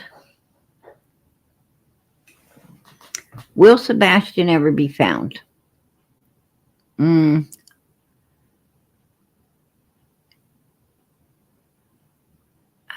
I don't think he will. I do not believe Sebastian will ever be found, to be honest with you. I really don't. I don't think so. No. I don't think so. Because Mr. Chris works on big job sites. Mr. Chris knows, trust me, he knows. He knows where you can put someone and they ain't ever going to be found. They ain't ever going to be found. So, will Sebastian be found? Unless they went and thoroughly checked that job site. I don't think so. Because this is a guy that uses one of those big things, right? And if you took note, he went to work the next day. When he got a phone call, he was at work. He was at the job site. Now, what he filled in, what he was doing at that job site or filling in or whatever, I don't know. What they were pouring that morning, maybe concrete or pouring, I don't know. But do I believe that Sebastian will be found? No, I don't. Because when you got these guys that work in construction, they work on these big job sites. No, you're not going to ever find someone. You're not going to ever find someone that's put on one of those, because footers are poured on top of them, right? Parking lots, foundations. You're not going to ever find the person for probably, it could be not ever, to be honest. Could be not ever. So, I think him and Katie feel pretty confident, and to pass a lie detector test, I don't know if she passed or not. I don't know. They haven't cleared her. I have not heard law enforcement say, Katie and Mr. Chris is cleared. I haven't heard them say even that, the biological dad has been cleared. I have not heard that any of these people have been cleared. At all. For them to not be doing very much to find this boy, it kind of tells, in my opinion, they know where he's at. For them to leave the house, to take off, to be gone like this now, it tells me that they know he's not coming back. They're showing all the same signs as the Wells did. They're showing all this. It's like watching the Wells case over again. Same scenario, different people, right? Just different people, different day, different year. that's what, that's what I'm getting out of it.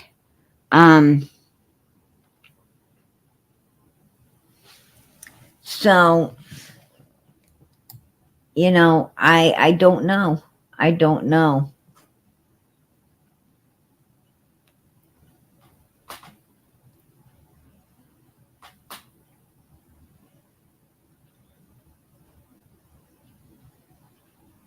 Um, yeah, it's terrible. It's terrible. I don't think that Sebastian would have been put into concrete per se. I think he would have been put in the ground, like, put down underneath the ground where the concrete's going to be poured on top. You know, what you would do is basically, put the person under a ton of dirt. If concrete's going to be poured the next day, you can put them under a ton of that dirt, and that dirt is easy to dig, real easy to dig up because it's already been dug, right? It's already been, it's loose already. So you could really, dig that out of there, put someone in, pat it back down, right? Pat it back down. And when they come in, they don't even bother to check over to see, if any changes, or they just come in with that truck and they just, okay, unload it. And, and it's unloaded. And whatever's down in there, it isn't ever going to be found. It's not going to be found. Because concrete is super hard to bust up, especially, like footers and anything that's poured pretty deep is, and slabs, when they make big old giant slabs, especially for, commercial, it's not like, it's not like,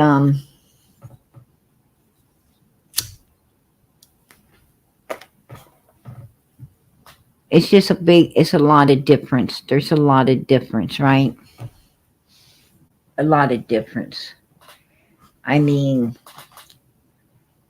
it's like, it's like industrial floors. You take an industrial floor, right?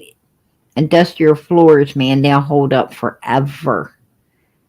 And they're not like, they're not like the carpet and stuff that most people put in their house, or the linoleum, or the towel that people lay in their house. Industrial floors, man, like they put in, they put in restaurants and stuff like that, hospitals. That stuff wears and it tears, right? I mean, like, it's like the test of time, right? And he happened to be working. He happened to be working at a great big St. Jude's hospital, right? Or children's hospital. I ain't for sure. I know he was working. I think it was St. Jude's. Was it St. Jude's? He was working on a big children's hospital, and he said he didn't know if he's able to go back there, right? That's still to be determined. St. Jude's job site, exactly. What better place? What better place to put a child?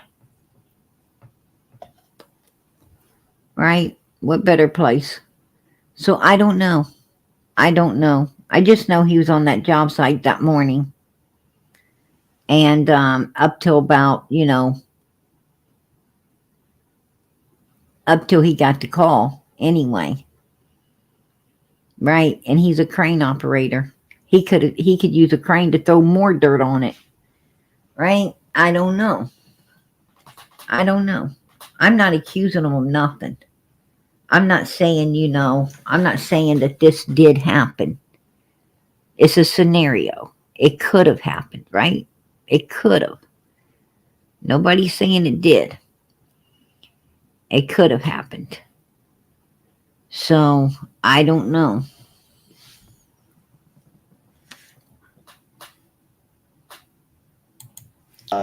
Folks know the area.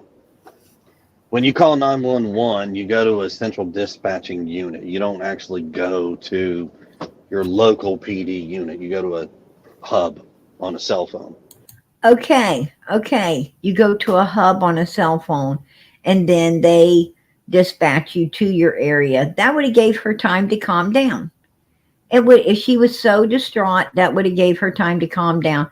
I'm going to tell you, I know a million people who call 911 screaming, right? I know a million people that call 911. That's why you call 911.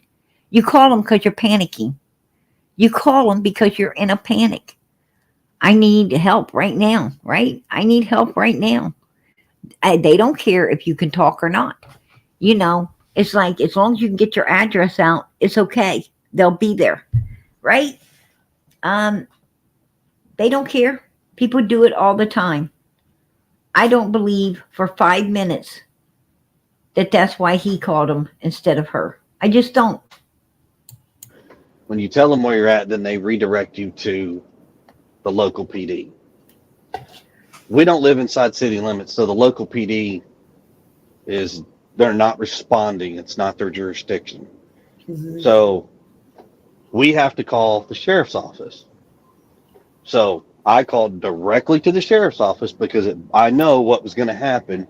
Bypass it, call them, and then within 10 minutes of that phone call, they were at the house. And when they were at the house, they were at the house in full force. How many came? Do y'all remember? Was it a lot? Or Have you've seen the aerial shot of the subdivision, correct? yes. Okay, so from our house, go all the way back down to Stafford to that stop sign where Kellen. Oh, and that's another thing. That's another thing while I'm thinking of it. When he was talking on Nancy Grace's, right? When he was talking on Nancy Grace, did you hear what he said? Did you hear what he said when he said that they transfer you, they put you in this hub? He says, and then he said, well, and when they answer, you tell them your stories.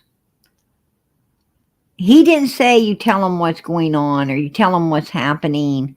He said you tell them, you tell them a story. Right? A story.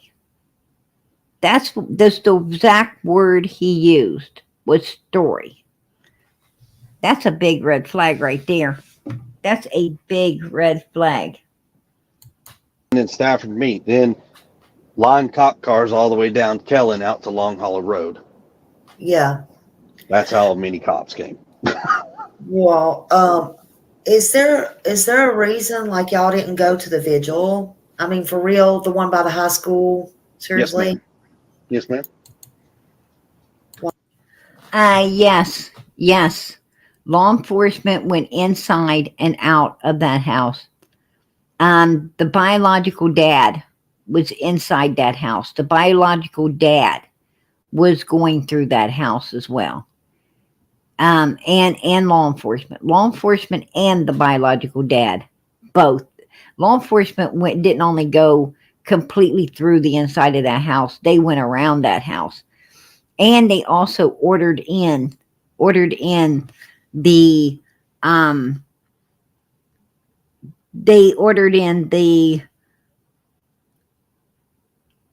abstracts, right, of the house.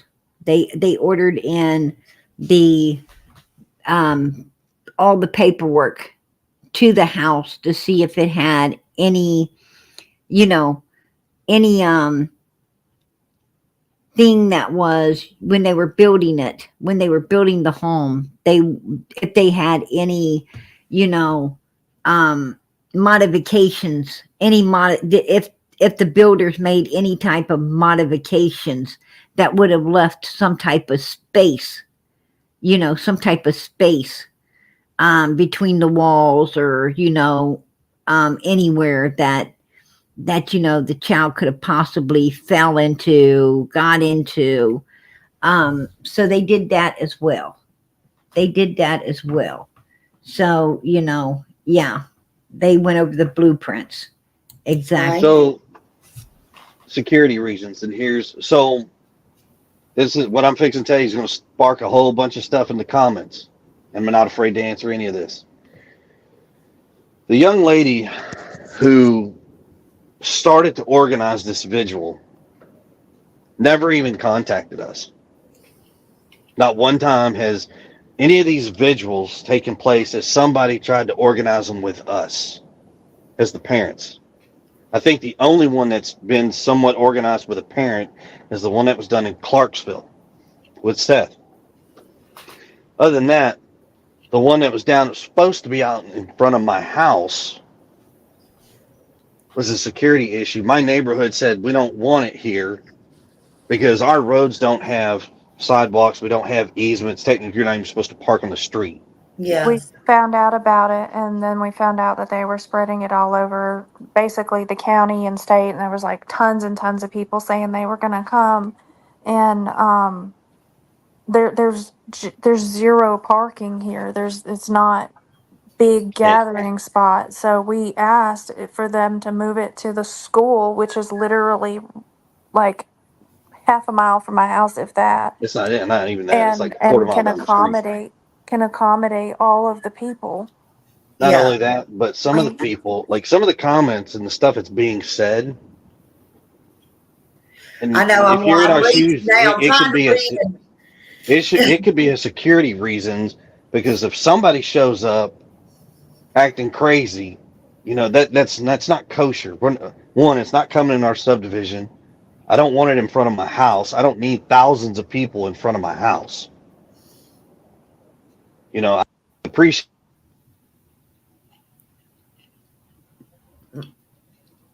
You're still talking, but I can't hear you. I can see you're talking if you moved. I don't need thousands of people in front of my house. Um,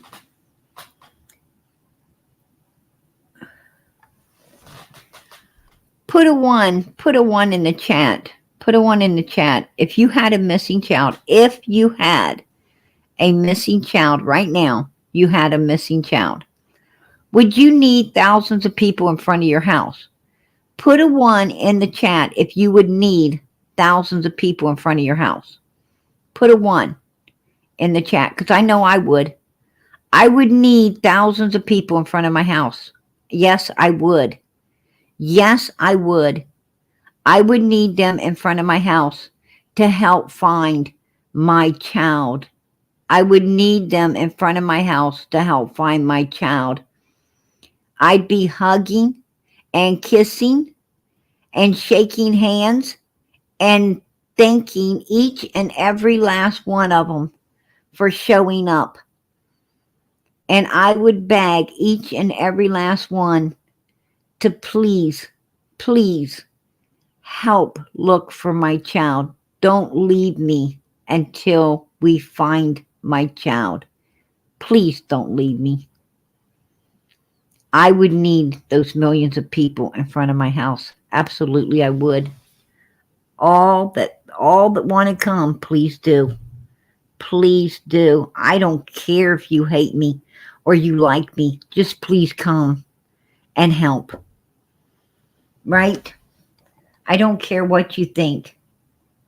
I just thanking God that you're there and willing to help.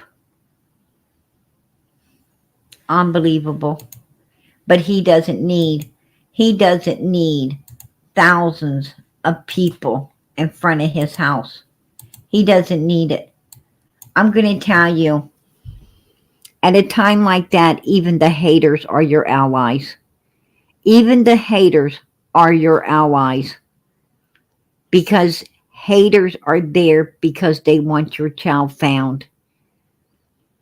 And they'll be the best ones to help find that child. They will be the best to help find your child. So they would be welcomed with open arms. Right? They would be diligently looking, Haters would diligent be looking.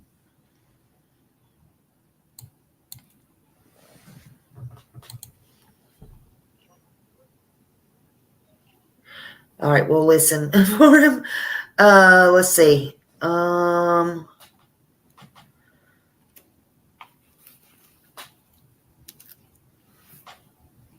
Katie, was you still married to Seth when you and Chris met? No. So, I know he's insinuating that I cheated, and I did not. Seth and I had been separated for, I think, about 2 years and change when I met Christopher. Yeah. And we didn't get married until nearly 3 years after my divorce. So, no, I was not cheating and running around.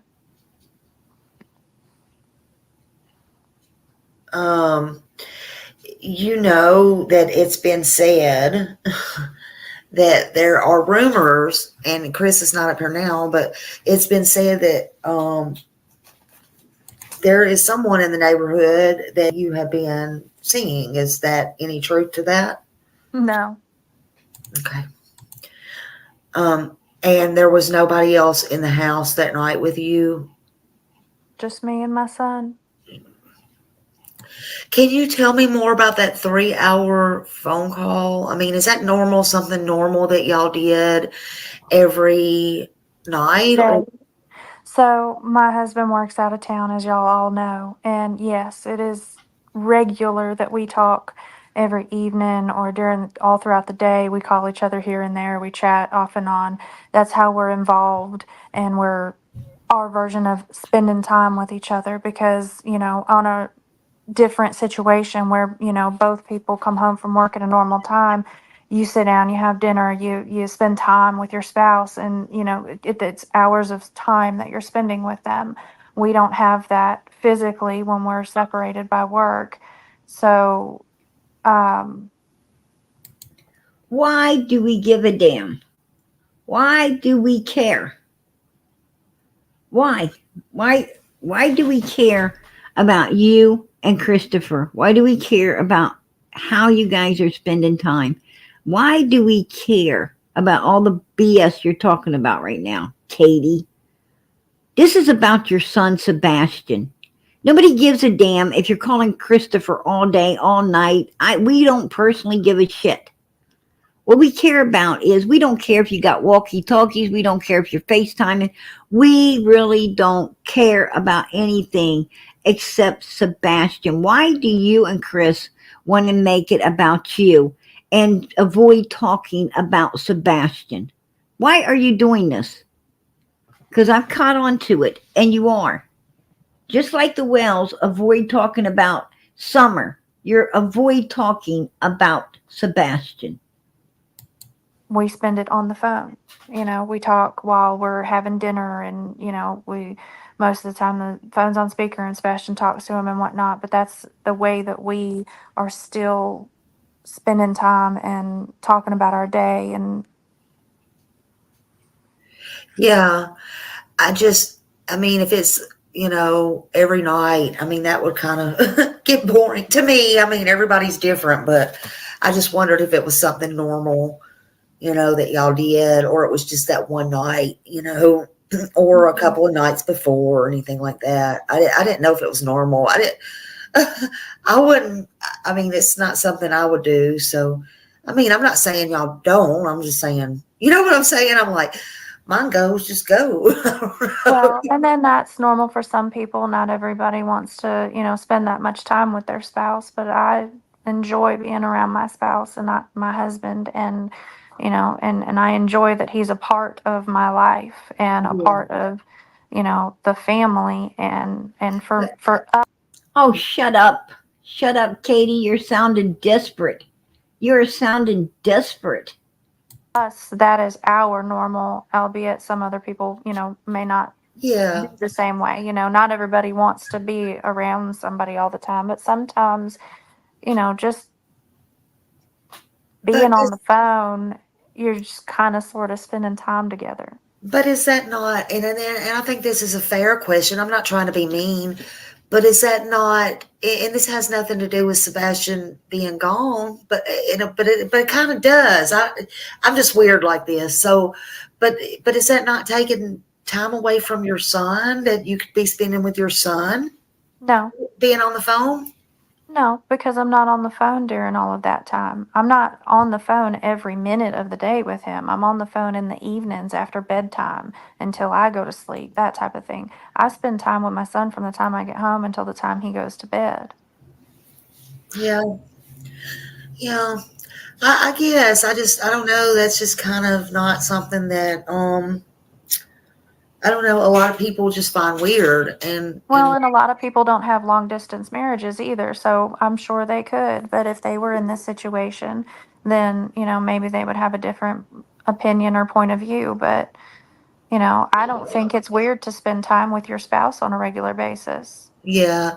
And what about, and Chris? Do you like, are you work? You are off nights, or do you work? Do you mind telling? Do you work night shift, or is it days? Or I mean, do you mind? Is that okay to ask? Or Yeah, no, that's fine to ask. So, in my line of work, you really don't have, I would say, a normal set schedule.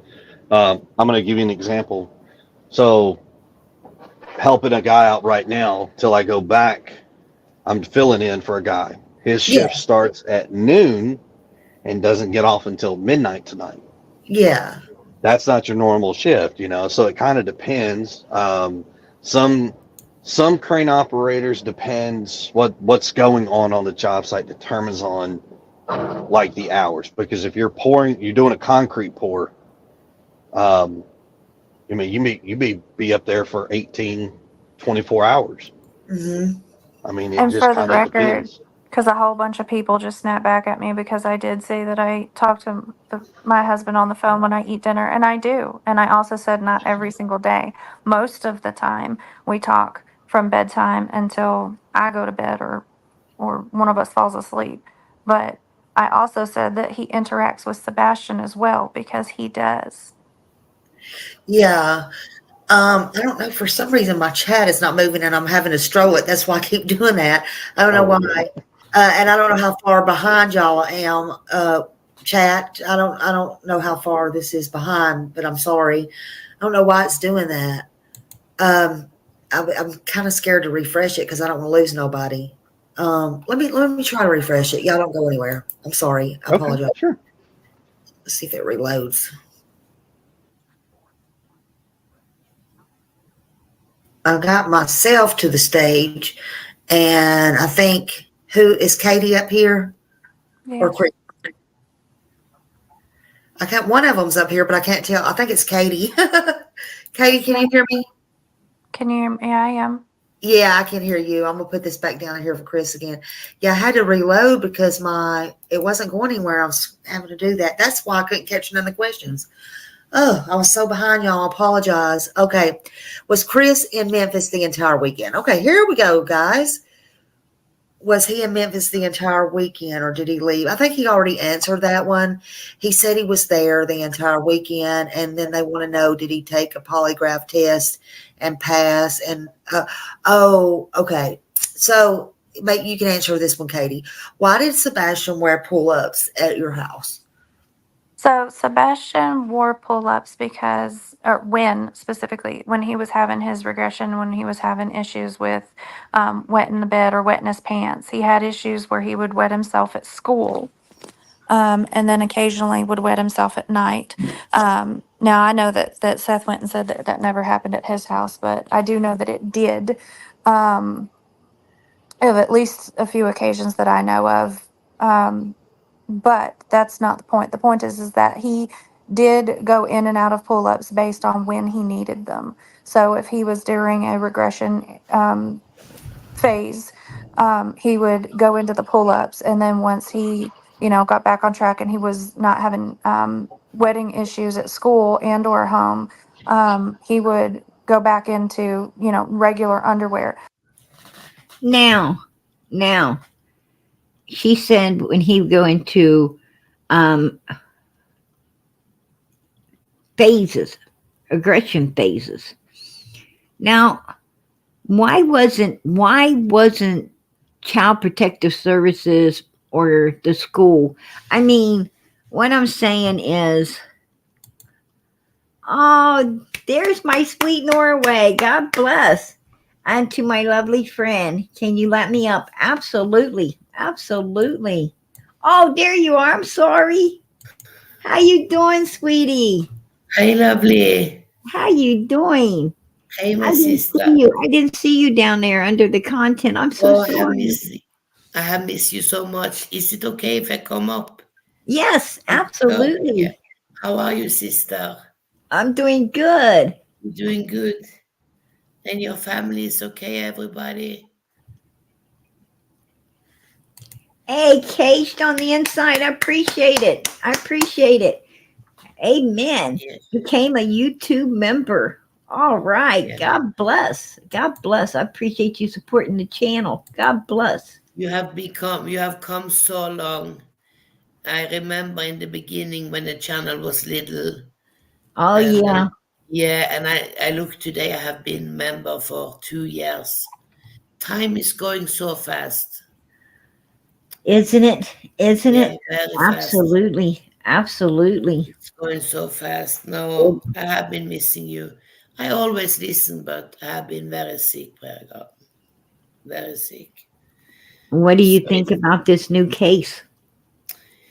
um, I have to say first about first we have the terrible case with Harmony, and after that is back to back with children, and the Madeline and the Cunningham and the little child for 3 years, the little Elia.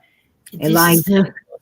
and about this case, I have to say, about this case, I am so happy you're taking this case because this is, I know you love this kind of case, the special kid with the special needs.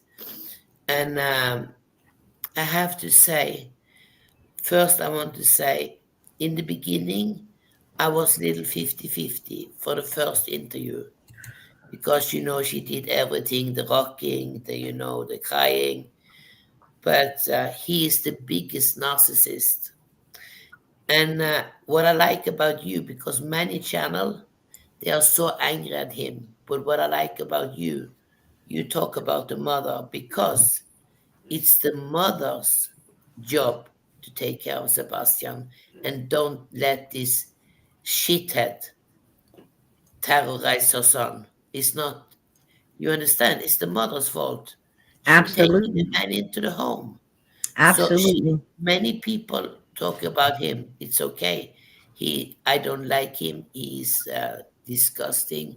He think the world is only about him.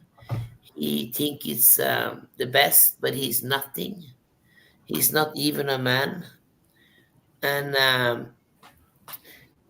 after I start to look at her, I can think that she have a little bit alcohol problem, and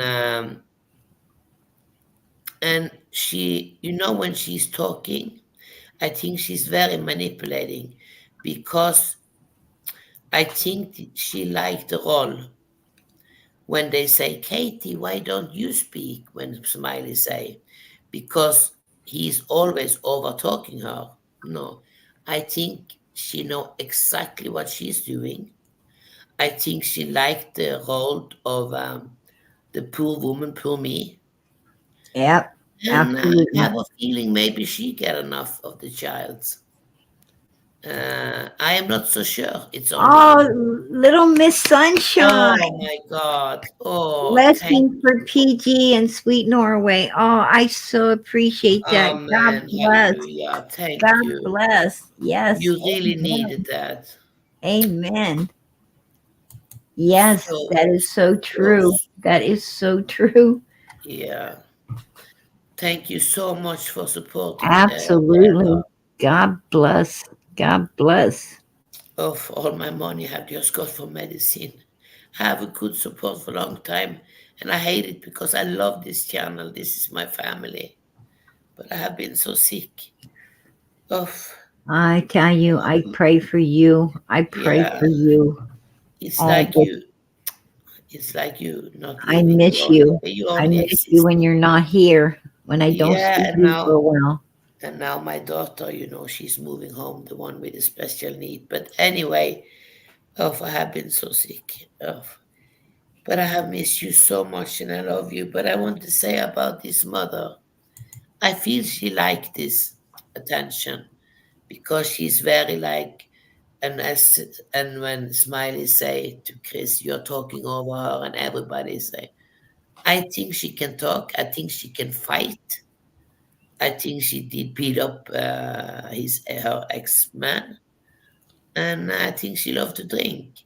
And also, I have to ask you, my friend, is it normal? People asking her, do you have a relationship to your neighbor? I have lived many places. Nobody have never asked me that. Where there is smoke, there is always fire. And this woman, she's something else. I just feel it's so hard to say this, but I feel he came in the way of them. And also, I have because I have a special need child. I have a girlfriend sometime in the exact same situation. She have a boy, and the Yeah. father was getting jealous. Do you understand? Sometimes Because that it's called happens. alpha. He wanted two men and one woman Right. Right. because And that can happen. That is uh true. yeah, That is because true. maybe he couldn't control, if you know what I mean, because he have special need, and often that is a problem. What I have been witness also, including my daughter, but they don't have the block like stop like we have. So I thinking there was uh, some kind of jealousy from his side when he grown bigger, and also when he grow bigger, he wouldn't take the beating anymore, maybe, and he. But I have to say, I didn't believe they was going to Nancy, but when I look at the Nancy show, I was in shock and disbelief. Why? They was so quiet. They have been thinking and thinking, how should we do this? Because they are reading YouTube what they are saying. This time she was talking with Nancy. He said very little. And these people are very clever. Not clever, but they are thinking a lot about. It's all about them. It's all about what people think about them. This is so sick. They talk about her relationship. She need to talk with her husband three hours every night. It's very sick. She didn't take care of the child. And why do you call him the father? You say he haven't seen Sebastian since 1st of February, okay? And you also say when Sebastian go to his father, you go and visit Chris. So when do Chris actually see Sebastian? He don't even know Sebastian. He's never home. Right. And, and I believe that he rechannels. I think he rechannels his aggression Yeah. on, you know, um, I was talking with the psychologist. I was talking with the psychologist. Um, a matter of fact, today I was talking with About this. the, yes, Yeah. about this particular, situation. Yeah. And, you know, um, this particular psychologist, was telling me that sometimes, um, mothers like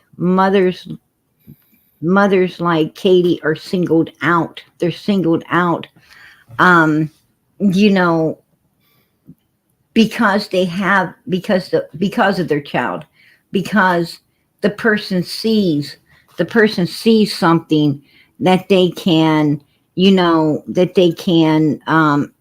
have full control in and over.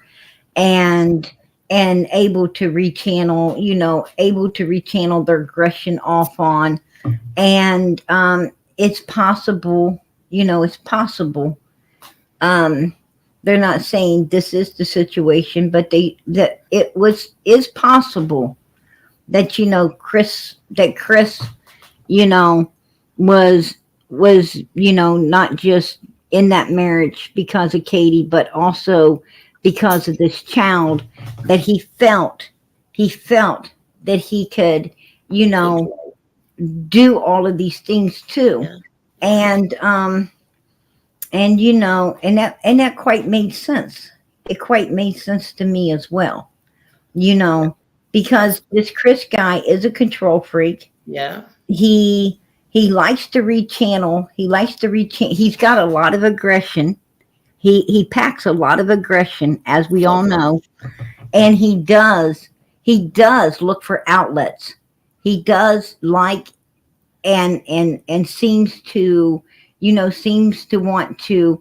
I think he thought that he was going to come out, that this was going to be an outlet for him now. Being Yeah. out here, it was going to be an outlet for his aggression. And I think he learned pretty fast that that out here isn't Sebastian, right? Out here isn't submissive people who are going to take his shit. And Exactly. therefore he wasn't going to be able. This isn't an outlet. Yeah, you can come out here, but and you can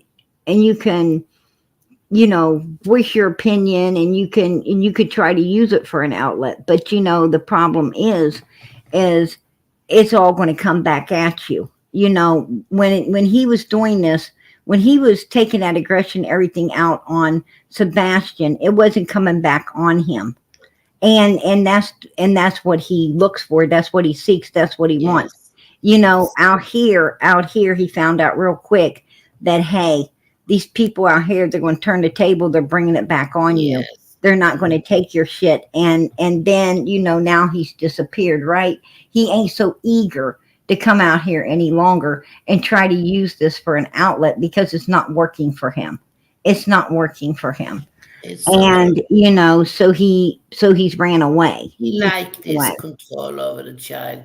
And I also have to, when I look at the interview, when Chris said, he said it like this: "Oh, I will be so happy if I see him walking through the door." Ha ha ha ha ha.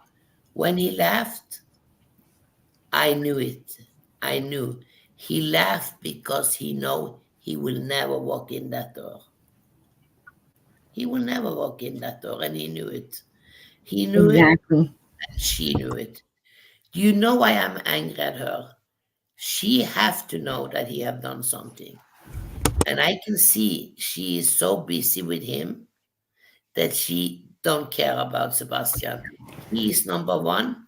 Right. Sebastian number. I think she is sad. I think, my sister, I think because now when it's done, of course she missed her son. And she's thinking, oh my God, what have I done? But she will always love Chris first. And they're smiling, they are laughing, they are so sick in my eyes. But today I was so shocked. This is so important. I have gone on the interview. This is what Hmm. I want everybody to hear. The first time, she said he went to bed 9 o'clock. Yes. 10 o'clock, she heard a noise. First time she said, 10 o'clock, I heard a noise. She said only a noise. And they asked her what kind of noise. And she said, I don't know, just a noise. She didn't know, okay? Second time, this is Bible. This is I have written up. Second interview, she said she heard a noise and she knocked at his door and say he have to be quiet and go to bed. But now the story is he heard a dunk, what's the name? When something is falling. And when I heard her in Nancy today, I was cold. Now she's saying, the fourth thing she's saying, I was thinking it sounds like he fall out of his bed, and I was knocking the door to ask if he was okay, and asked him if he fall out of the bed. She's making it more interesting for every time. So they have to have done something, because if not, my sister, everything will have been the same. It don't change up like this all the time. You know, that's true. That's true. Yeah. Absolutely true. Did you And see Nancy today with them? oh, I did. I watched that, and I'm going to tell Yeah. you, you know, um, absolutely. Nancy, Nancy she's a asked tough the hard one. questions. Yeah. She asked the hard questions, right? You remind And me of her. and and you could tell she was very upset, very frustrated, and she was going to do some more digging into all of this. Mm, Um, and she's definitely going to try to get a lie detector's test on Chris Proudfoot as well. And I yeah, was so glad to see that.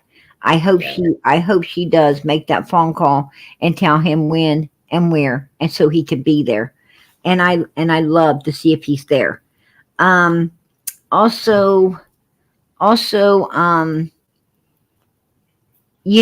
have to, a shout out to Smalley, because for Smalley, for everything to go down so quickly, right? I mean, Smalley wasn't even prepared. She was not prepared for none of that.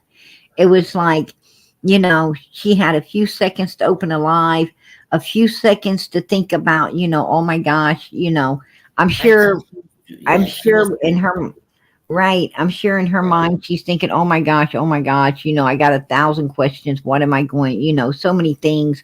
How long will they be with me? How's this going to go? I'm sure she was really nervous.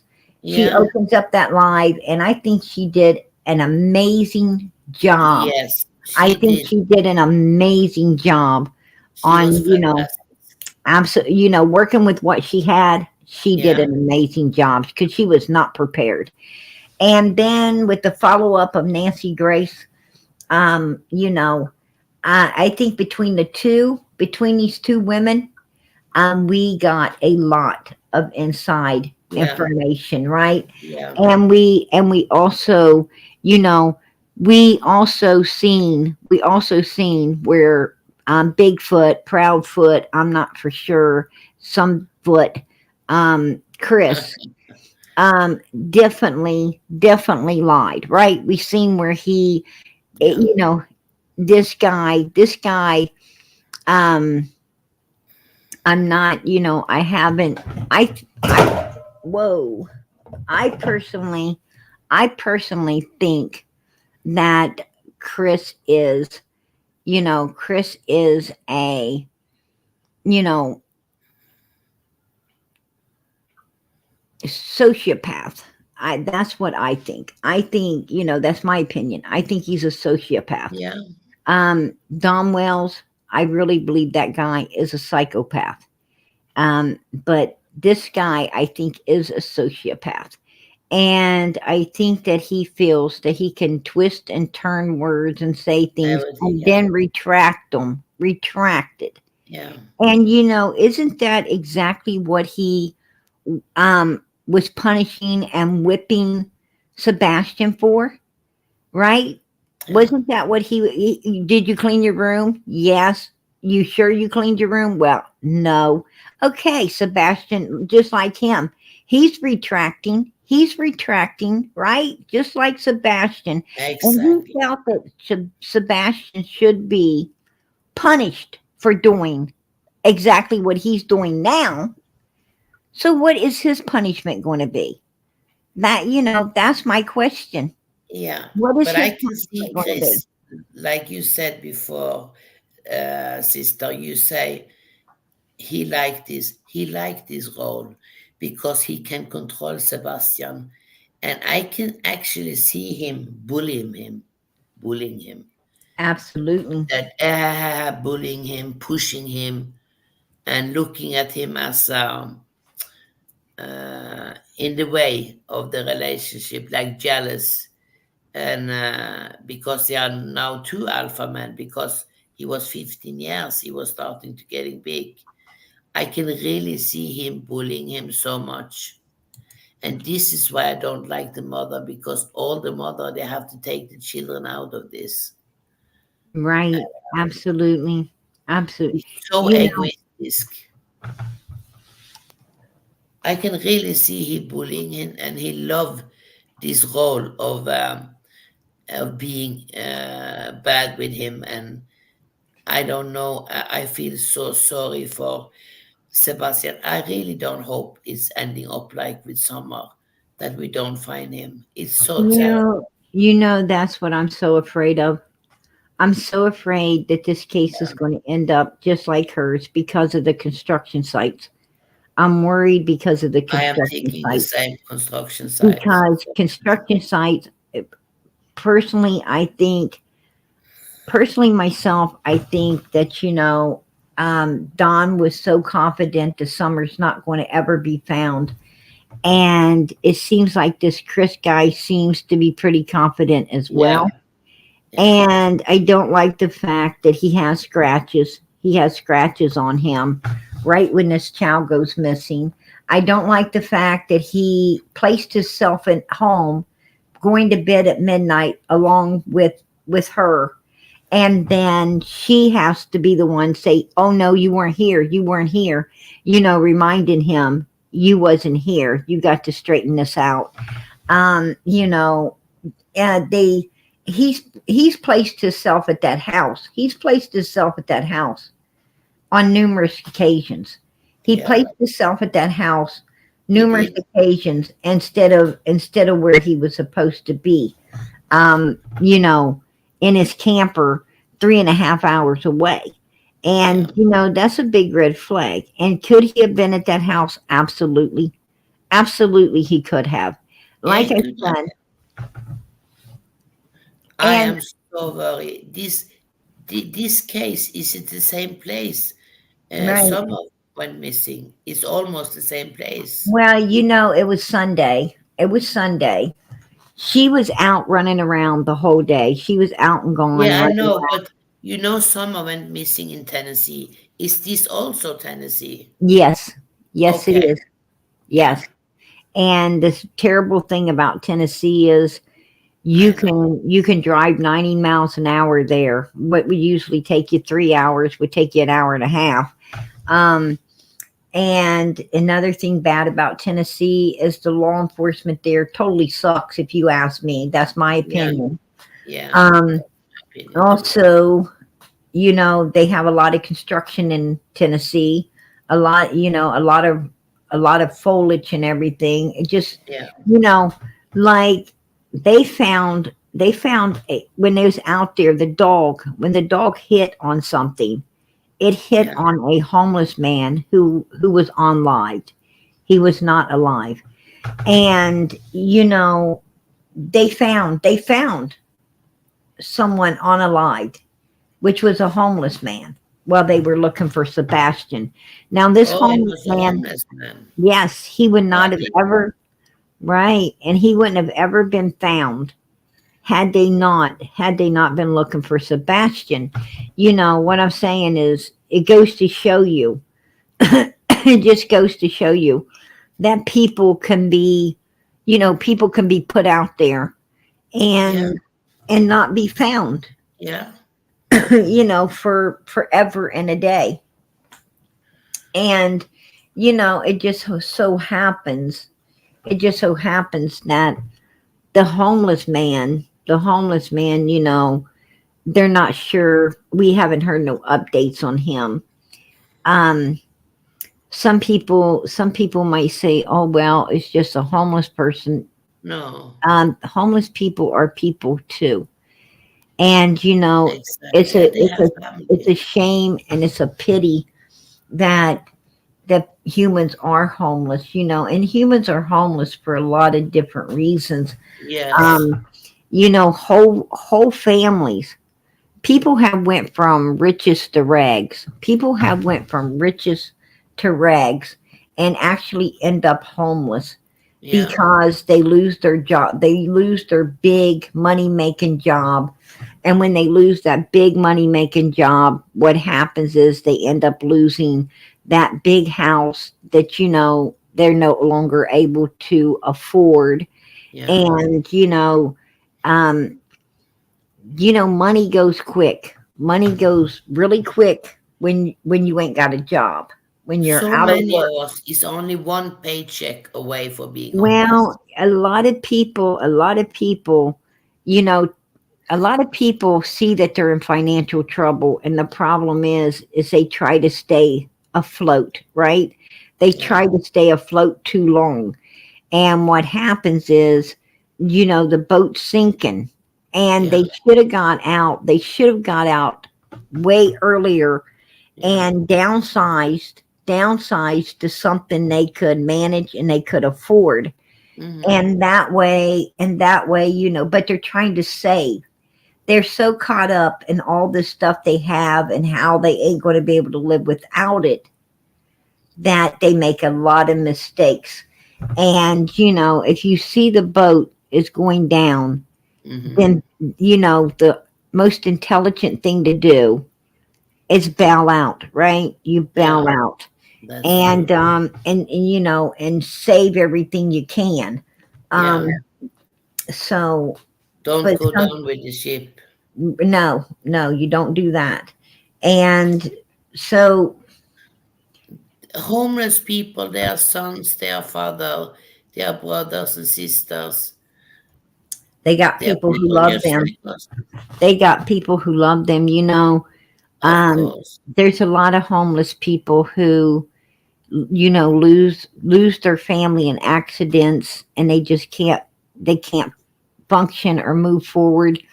They can't live normal any longer. The mental trauma is too much for them, and they end up losing everything. They end up on the street. You know, People end up on the street for a lot of reasons, not just substance abuse or alcoholism, or because they have severe mental issues and things like that. People actually end up on those streets for many, many different reasons, and it has nothing to do with substance abuse or alcohol or any of these things. They're humans too, and even if they are addicted to substance abuse, they're abusing substances, even if they are alcoholics, even if they are, got something going on, some mental issues that, causing them to not be able to, live with Function. family or live in their own home. It's between them and their God. Yeah, and the point being is these are still humans. These are humans that need help. Yeah, They need help. And they do. it's just sad. It's sad to see sometimes that people just don't care about them. I mean, It's very God sad. loves God loves them just as much as He loves us. God loves Yeah, them, he do.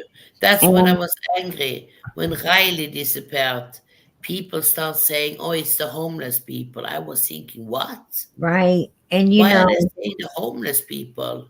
Like right, they are some kind of shit. yeah. I don't know. I don't know. It's very You know, sad. it is. It is. There's a lot.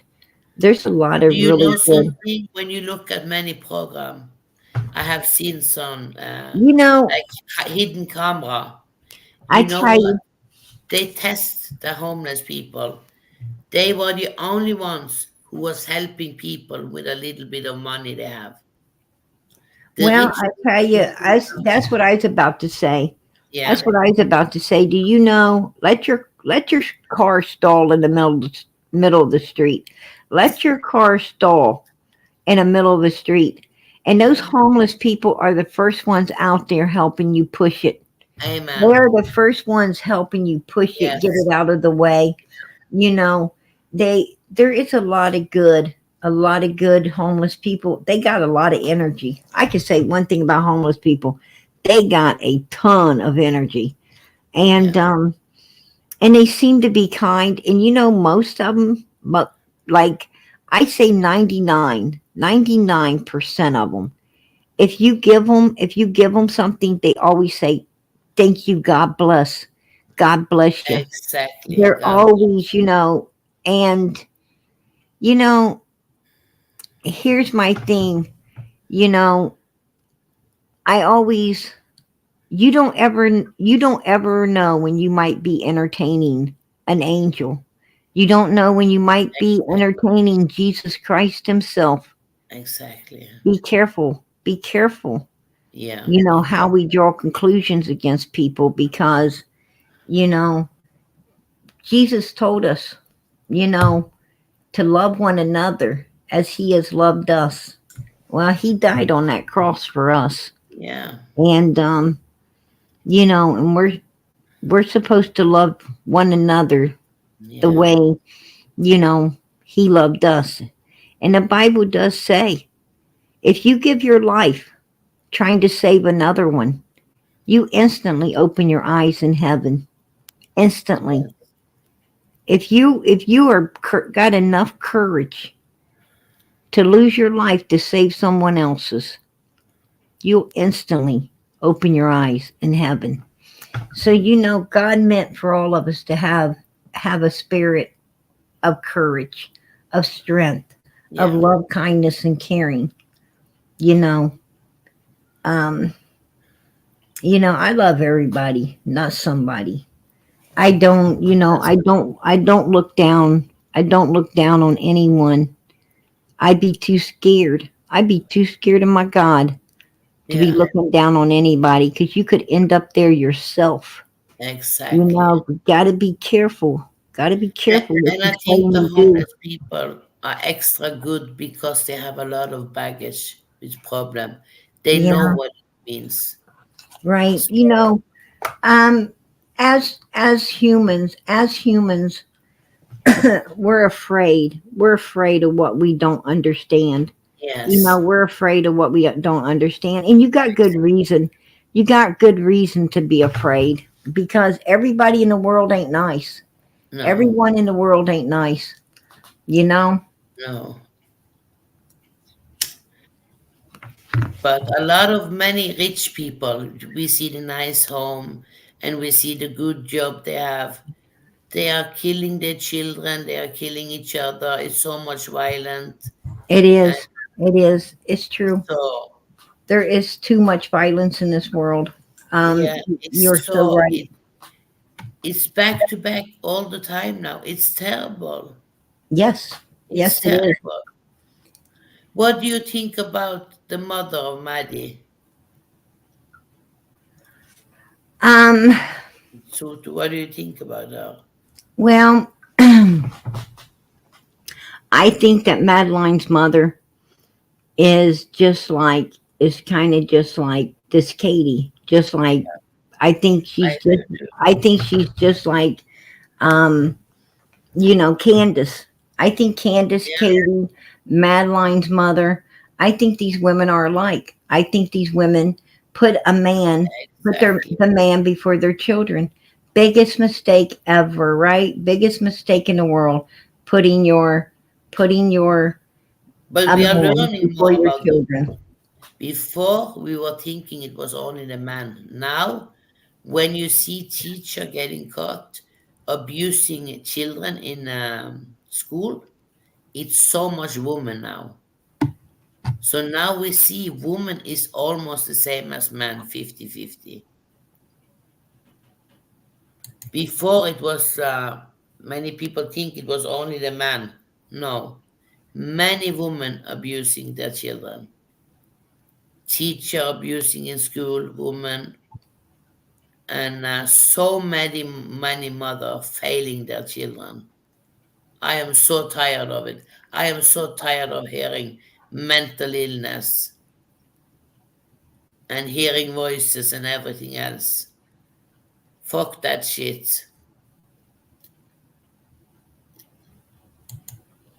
You know, um, I tell you, I have I have actually seen, I have actually seen you give a homeless person,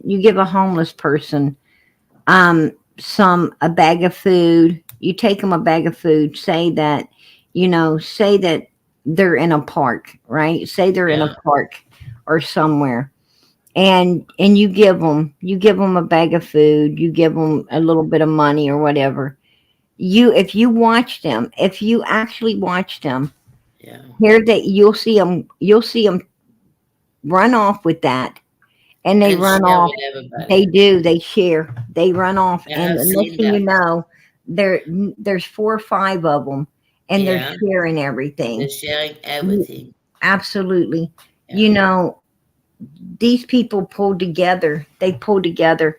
A lot of the homeless people are afraid, and they stay in groups. They actually stay. yeah.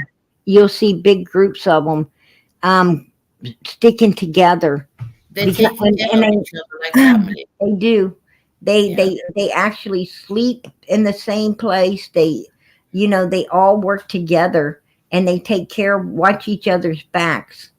And because the streets are dangerous. The streets are yeah, really, really dangerous. very dangerous. Nobody wants to be, in that situation, but a lot of people are. A Yeah, lot of people are.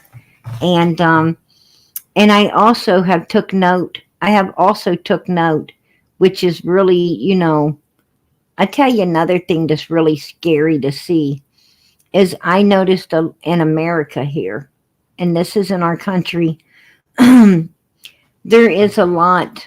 There's a lot of senior citizens now living in. They're living in campers and RVs and stuff. They're living in vehicles. They're living in vehicles I have because seen that. It's they terrible in they America. cannot afford. Our senior citizens cannot afford to live in an apartment. They can't afford to buy their medicines, pay the bills, and live in any type of apartments anymore because the rent is outrageous. Yeah, They don't get enough money. By the time our senior citizens pay the rent that the landlords want, and they pay the utilities and everything, they don't have no money left for their food and their medication. it's the same in Norway now. And they're having to now, a lot of them are living in these vehicles. And that's really dangerous. That's dangerous. Yeah, that's dangerous. Yes, no one should have to live like that. I That's, have seen it so yeah. many in America now. Senior, they are living, old people, very old. They are sitting in the seat in the car and sleeping. It's terrible. And what's really sad is a lot of them have children. A lot of them Yeah, have children, but they can't live with their children. yeah, They and they have cannot. good work They before. can't. They can't live with their children.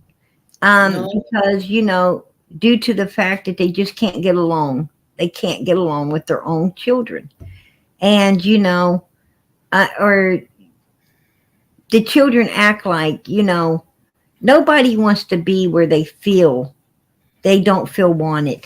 You'd be surprised at how many people, like myself, for instance. I visit a lot of people, right? I yeah, visit a lot of people, and there's certain places I go. I do not feel welcomed. I feel like these people are waiting for me I to feel leave, it. right? You can They're, feel it, yeah. yeah, it's just they act like they like you showing up and Yeah, talking, but you just feel, it's you so know, you, fake. you feel like you're not wanted there. Now, let me tell you about the places I go and I don't feel welcomed. Usually these people, I don't just show up. I just don't show up on their doorstep, right? Let me get that straight. I don't just show up. Hey, PG's here to visit. I don't do No, that. These people call me. Ring, ring, ring. Hey, what you been up to? Not much. How about yourself? Oh, I've been doing this. Listen, would you like to come over? Would you like to come visit? Um, this weekend or this or that?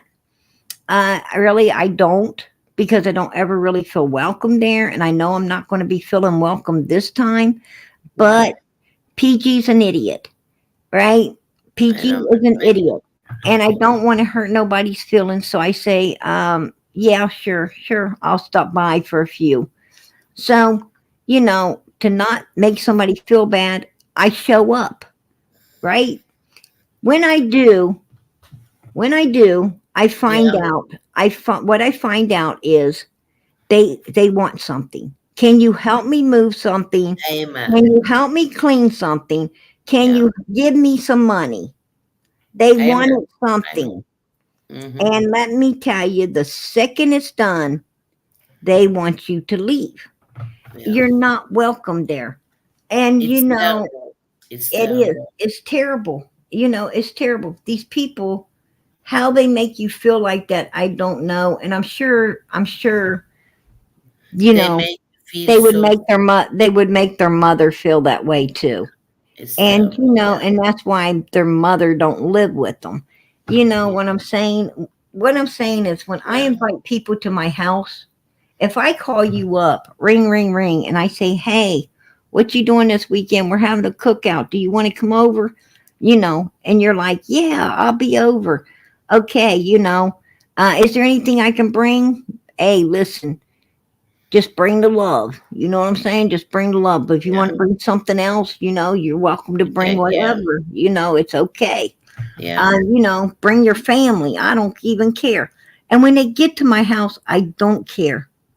I'm out for a good time. Everybody have a good time. That's what it's about. And everyone's welcome. Hell, my neighbors can come if they want. I don't even care. I mean, people can come.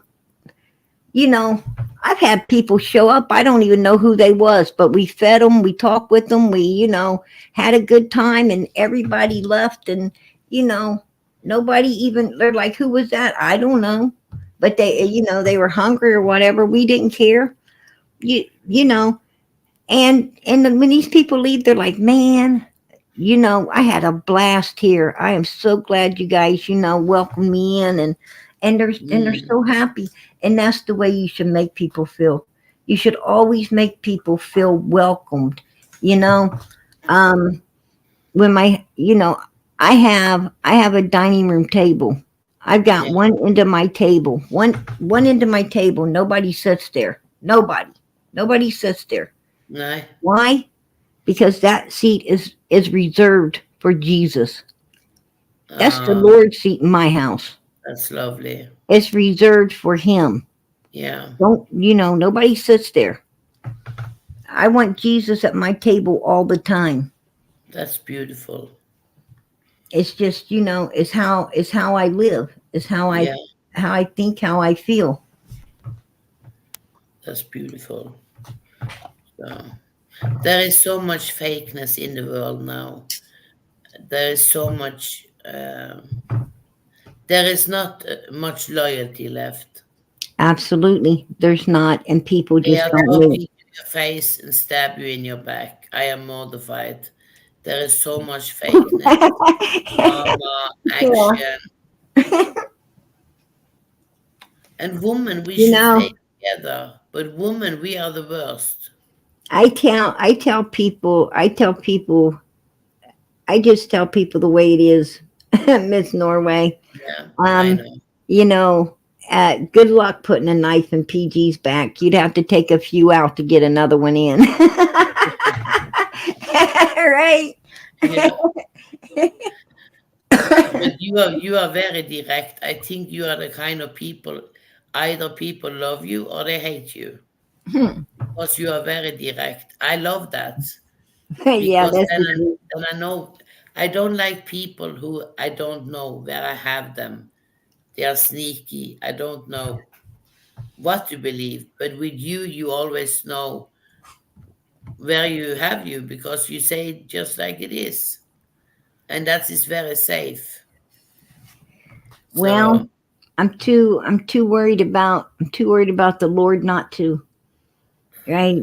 I'm gonna tell you, yeah, at the end of this night, God better be good with you, because if he ain't good with you, you ain't gonna be good with yourself. Right? You gotta know he's good with you. have you heard something new about Don and Candace, or is it the same? Um, well, I don't do details no more. I haven't been doing no details. I come in, I immediately get on the cases and I do the Yes, cases, and yeah, I try to stay away from all that hatred and that's details good. and so forth. But I did see Candace out there. She actually came up on day days. She was up on day days a couple days ago, and Okay, I think it's because everyone's covering Sebastian's case yeah, and all of these other cases, and that's I good. think I haven't seen Day Day for a long, long time. I kind of think that I think that her and Don's a little worried that Summer's case is going to, possibly just go away out here, and they're going to have nowhere to get support from anymore. And Yeah, I'm sure that's one of their biggest, fears right now. I did take note that, white boy's stirring the pot pretty good, right? He's stirring the pot oh, pretty I good. don't like this man. I don't Yeah, like him. I don't care for him either, but he's stirring the pot, and he's Yeah, licking the spoon. Trust me, he's licking the spoon. yeah. Um, so He's a snake, very snake. yeah, yeah, absolutely. And you know, And Tiffany Marie also. I have never seen or listened to a woman like she. Never. She's yeah, she's full of hate. she She's is. just so full of hate. Yeah, You really have to pray for this woman. She is so full of hate. there's a lot of people who, who pack a lot of aggression and hatred within their hearts, and they rechannel that out there on all of these people who don't deserve it, right? On all these people who don't deserve it. And, for a while there, um, for a while there, you know, I had a habit of, of, I had a, I had a pretty good habit of giving them back what they were dishing out, right? That's what I did. I would give them back what they're dishing out. But um, I'm not lowering myself to that level. I'm not going to lower myself to that level anymore. These people, that evilness belongs to them, and I just soon stay away from it. You know what I'm saying? I don't even, you know, trust me, I could I could give it to them if I wanted to, but Yeah, I know. are they worth our time? No, No, they they're are really not. not. It's these kids are too important. These missing kids, and we got so many That's of true. them right now. I mean, we have Michael Vaughn needing to be found. We've got Eli needing to be found. We got Summer needing to be found. We got Sebastian needing to be found.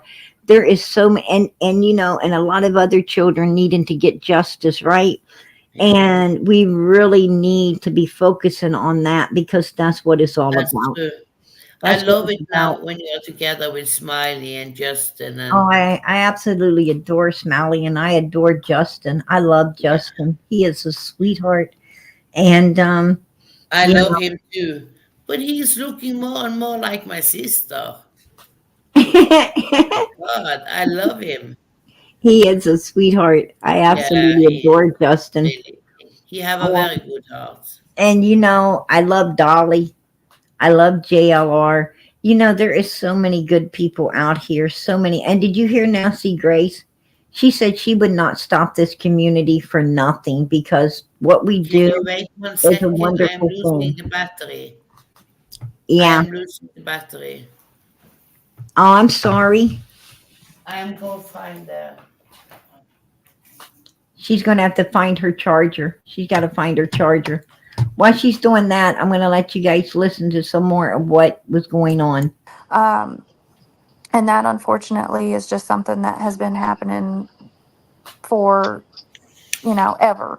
Right. Sebastian was late to potty train and has had issues going back and forth with it basically his whole life. Right. Um, I'm going to tell you something. There isn't such thing as selective. There's not such thing as selective um, potty problems, right? There's not such thing as selective potty problems. Matter of fact, there's no such thing as selective anything, right? What I'm saying is, if something's going on in, oh, I lost Sweet Norway. Um, if something's going on in your life, right, at certain times, and then like certain times it's not, and then certain times it is, you better look around at who's around you at the time it is, right? You better look around you during the times because you don't have selective anything. What I'm saying is if this young man is having selective potty problems, then it needs to be assessed and looked at who's around him and what's going on during the time he's having these issues. Because if he had potty problems, he'd have them all the time. It wouldn't be selective times. That's what I'm trying to say. Right? That just makes sense. okay. So why is there a problem? I feel, I feel it shouldn't be a problem, but somebody's asking about the GoFundMe. Why are you so mad about that, Chris? So initially, I forgot what day it was. Myself, Katie, and Seth were in my house, and I had brought up the question. I said, "Hey, should we start a GoFundMe page to start trying to raise money to add help to this, however we can?" And the police said, "Hey, no, I don't recommend doing that because then if you do that, it looks like you're trying to do this for profit." I was like, "Okay, that makes sense." So we all three had an agreement. We weren't doing this. And next thing you know, now there's the GoFundMe page up there.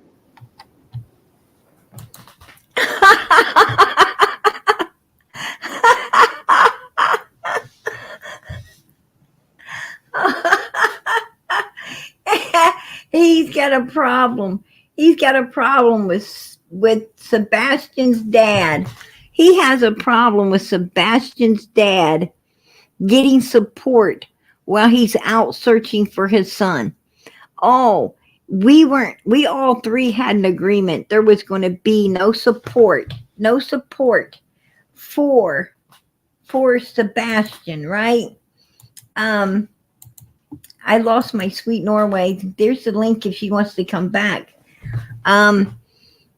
Yeah, he's like, we lost out on getting support because we agreed not to. And now, you know, Seth is getting support. Oh my gosh. I'm sorry, but I gotta laugh about that. You know, um, for one, the biological dad took time off work. He still has to pay bills, but he has took time off from work and he is out there. We see him searching. We know he's searching. We know what he's doing. We ain't seen you two do nothing. We have not. You say you are, but no one's seen you do nothing. We have seen him. And everyone is behind him and everyone is supporting him because everyone trusts and believes him. And he was at work. He was physically on video at work. Yeah, he is jealous. He is so jealous of Sebastian's biological dad. Yes, he is. He is jealous. No doubt in my mind. No doubt in my mind. Um, oh, yes. And he still has to, well, no. With Sebastian missing right now, he does not have to pay Katie a nickel. He does not have to pay her 1 cent while their son's missing. She does not have their son. So he owes her nothing during this time. During this time, he owes her nothing. And that's the truth. That's the truth. How's he going to pay for a kid she ain't got? Right? How's he going to pay for a kid she doesn't have?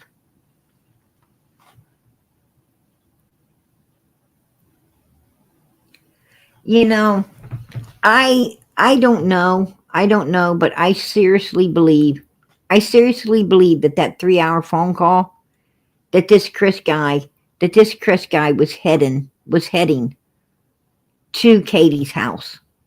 I believe he was there that night that Sebastian disappeared.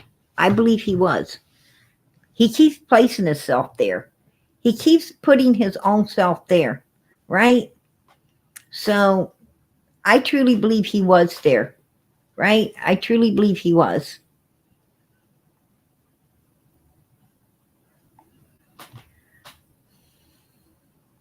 Absolutely. Yes, he does. He absolutely needs help. I agree. I agree that the biological dad needs the support while he's, going through all of this. That's what people do. That's what people do. People help each other through hard times, and I ain't got nothing to say about that.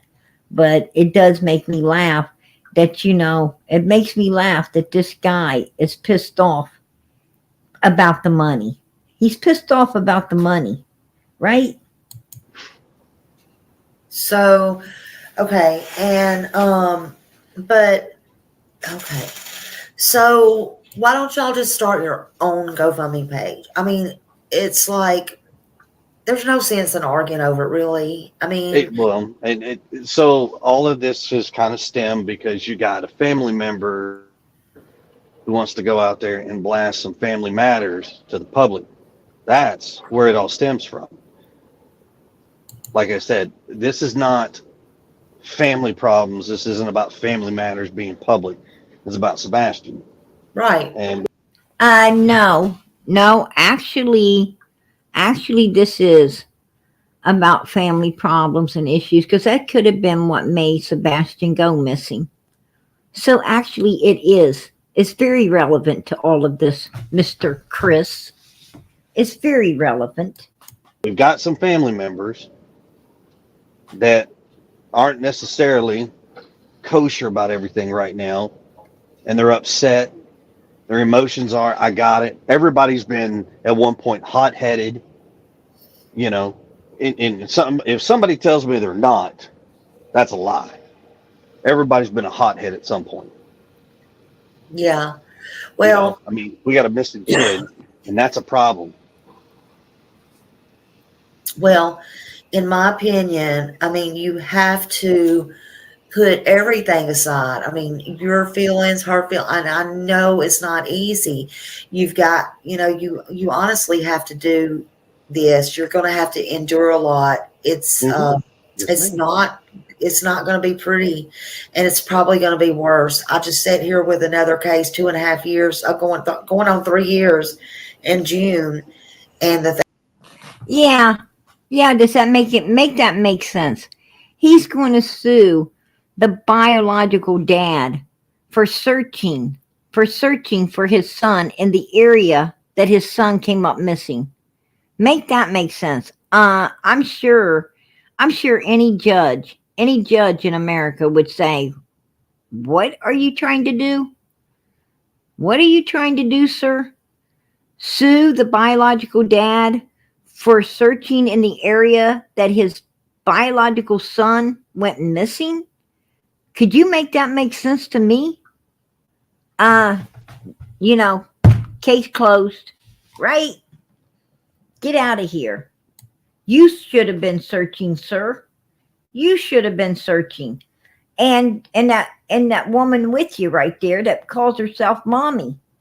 Things I've seen out of that has not been pretty, and no results have been unfortunately found. And but I'm hoping that it will be different with Sebastian. I know that the people there care. There's no doubt in my mind.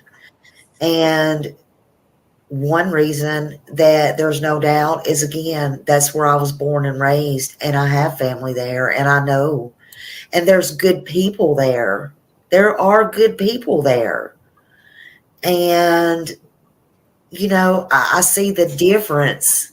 I really do. And, sometimes this internet is harsh.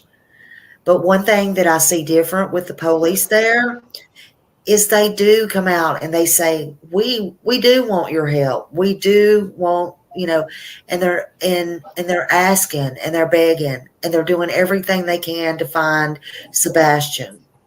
And they're trying to put him first. It's not hard when you have others that have come up missing during this search for Sebastian. Because everybody deserves a fair shot, Raleigh. Everybody deserves a fair shot to get found. And I know that's breaking everybody's heart, your hearts, everybody's hearts, that this had to be scaled back a little bit. But you can't give up. We can't give up. And sometimes you're going to go to bed crying. You're going to go to bed, no matter what people think of you, it does not matter. You're going to hear things. You're going to see things. But again, the most important thing is Sebastian. Because no matter what, no matter if he's out there, well, good, fine, or not, he deserves to be found like anybody else. He is somebody, and he's your somebody, and he's Seth somebody. And like Seth said, damn it, bring him back. Katie, I know you've been asked this 100 times, more probably.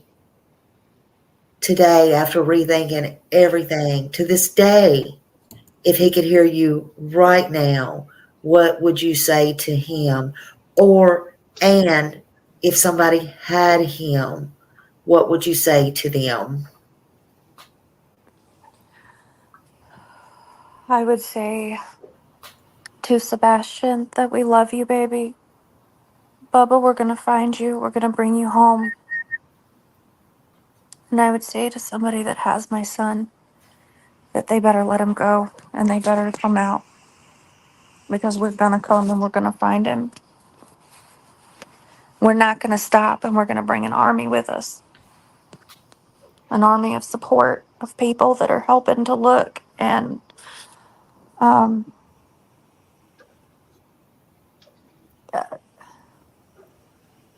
son, I love you.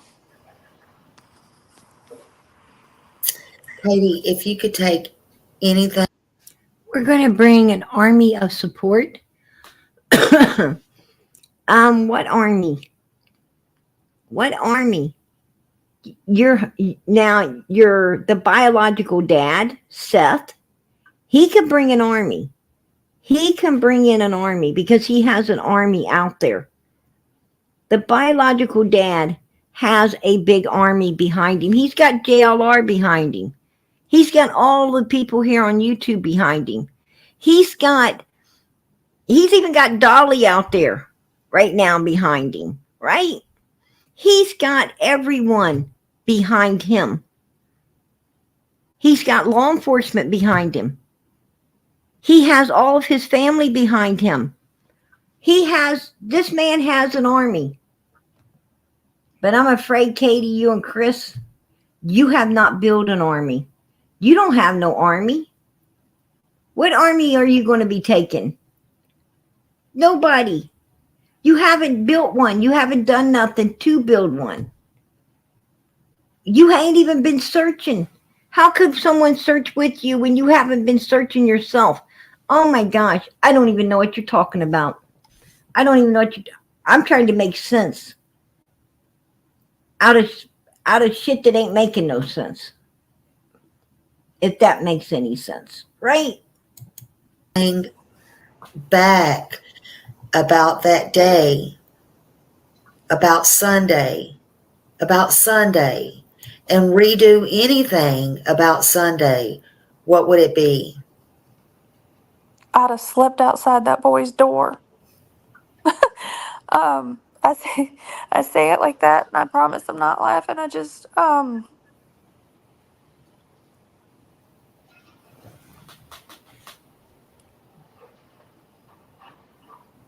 would have. I don't know. I would have made sure to check him 100 times. I would have slept outside his door. Ha ha ha. I would have slept outside his door. What? What?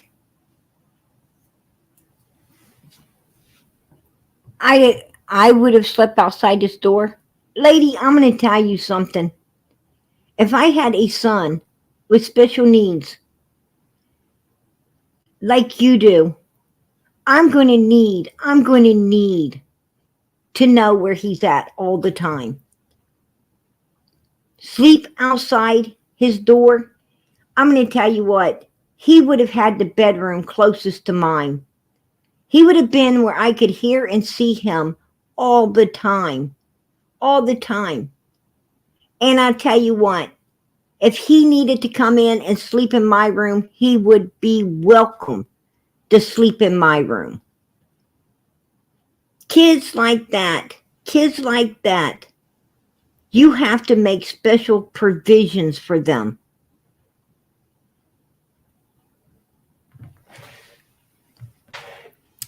I don't understand this. It's like this lady, like she don't know her child. It's like she don't know her child, or she's not willing to go the extra mile for her child. I don't understand it. My son wouldn't have been on the other side of the house. He would have had the bedroom closest to us, and I would have said, well, he's here all the time. Now, if your daughter who isn't here needs a room, you can actually, you sleep outside her door. Because my son, I need to know where he is. I need to be able to hear him breathe. Right? That's something I need. I'm going to tell you, I got perfectly normal children. I'm a mother of 4. They're normal children on this, on the level chart. I don't think anyone's truly normal. But I don't even know what the hell normal is, right? We all think we're normal. We don't know what normal really is. Somebody explain normal to me. I don't know. But with that being said, what they call normal in this world, all 4 of mine supposed to be on it. But I'm going to tell you something. When I get off of here, you bet your ass, I'm going to be checking on my children, because I do all the time. I check on them all the time. If I don't see them, I'll go look for them. Right? I go look for them. I have a need to know where my kids are, what they're up to. And when I get off here tonight, before I go to bed, as I always do, I will check in on them. If they're still up, like one I have, and he always says, oh, he was waiting up on me. No. I let him get away with that. But he was really up having snacks and playing game machine, right? That's what he's really doing. And whatever else he wants to do. because that's just who that particular child is. And he's a sweetheart because he knows how to poke his mommy's heart. You know, oh, you waited up on mommy. Well, you're such a beautiful child. You know, I got to give him props. I got to give that one props. I know that he thinks he's getting away with a lot, but he's not. I just love him. And I don't think it's that important, you know, to go to bed anyway. Um, you know, I used to stay up and I still function just fine in this world. So, you know, I'm not one of them stickums. You better be to sleep by 9 o'clock or else. No, I don't care when you go to bed. You know, you're the one's going to feel like crap tomorrow, not me. You know, kids have to learn sometimes the hard way. And, you know, I'm all for it. I learned the hard way. Look at, you know, I'm fine today, right? But, you know, I'm just not one of those. I don't need control over nothing or no one, right? I just don't need it. But when I get off of here, my kids' doors are open. They're not closed. They're open. And I will check and make sure that they're, you know, sleeping. If they're not, I'll say, hey, buddy, good night. I love you. You know to tuck yourself in here, right? You can't be up running around the house. You got to stay where I know where you are. But I have a bedroom. You know, I have a bedroom that is right there in the midst of my children. Right? Right? If I hear a noise, if something falls in any of the rooms, I hit the floor and go look. Right? It might be a glass of water hit the floor. Right? And I say, oh crap, I got to clean this up. They stay in bed. They stay asleep. I clean it up. Right? And they don't even know it happened. You know, unless they remember. Hey, Mom, I had a glass of water on my nightstand that disappeared. Yeah, I heard it hit the floor. I cleaned it up and put the glass away. Right? There's no punishment. No punishment. I don't give a damn if it was a soda pop hit the floor and flew all over the place. Well, I clean up what I can in the dark, and tomorrow I have to clean up the rest of it. Because I've knocked soda pops off in my own room. Am I supposed to punish myself? No. Accidents happen. Accidents happen. You know, we need to learn to be understanding. You know, I was a kid once, and the thing I hated the most is someone trying to lord it over me all the time. I hated that. Or talk down to me, or talk at me instead of with me. We got to break the chain. We have to break the chains that we didn't like. I talk to my children, with my children. I don't talk at them, and I don't talk down to them. I haven't ever done that. Ever done that. You know, I build them up. I don't put them down. People put themselves down enough. They don't need no one else doing it. The best, you know, the biggest ass kicker in your life is yourself. It's you. You don't need no one else doing it for you because you do it enough yourself. Every human does. And the quicker we understand that, the faster we'll understand how important it is to always build people up. Because that's what they need. That's what they're seeking. That's what they want. Build them up. People are already down on themselves all the time. Nobody thinks they're perfect. Nobody, you know, everybody's struggling. I don't understand it. I don't understand why, you know, this is a world where nobody seems to understand anything. You got a bunch of Chris's in this world that think people should always be punished, but not them. You have a bunch of Katies that sit around and let people, mistreat their children just so they'll be with them. The hell with that. The hell, it'd be a cold day in hell. I'm going to tell you something. I tell you right now, a lot of people think, oh, if a guy smacks me, he loves me. He wouldn't hit me if he didn't love me. That it just shows that, he's jealous and he really cares. No. If he smacks you, he does not smack the crap up out of him. Smack the crap up out of him. See if he sticks around. Yeah. Because he ain't. He isn't going to stick around. You are not going to abuse him, but he will abuse you. I'm sorry. No. Don't work that way. Don't work that way. If a person beats on you, they do not care about you. They do not care about you.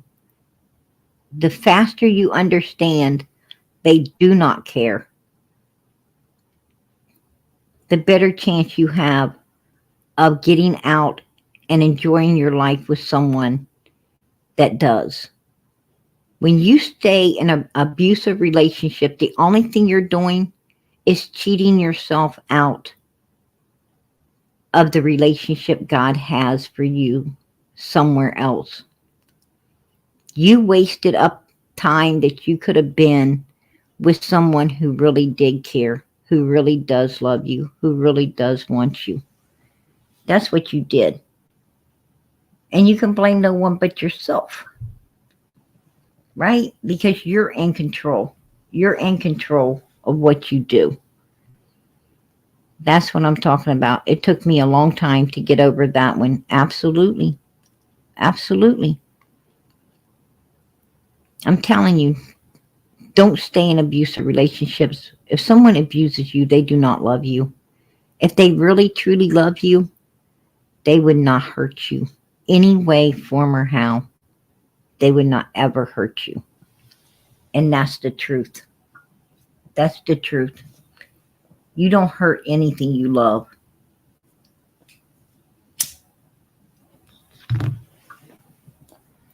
You don't do that.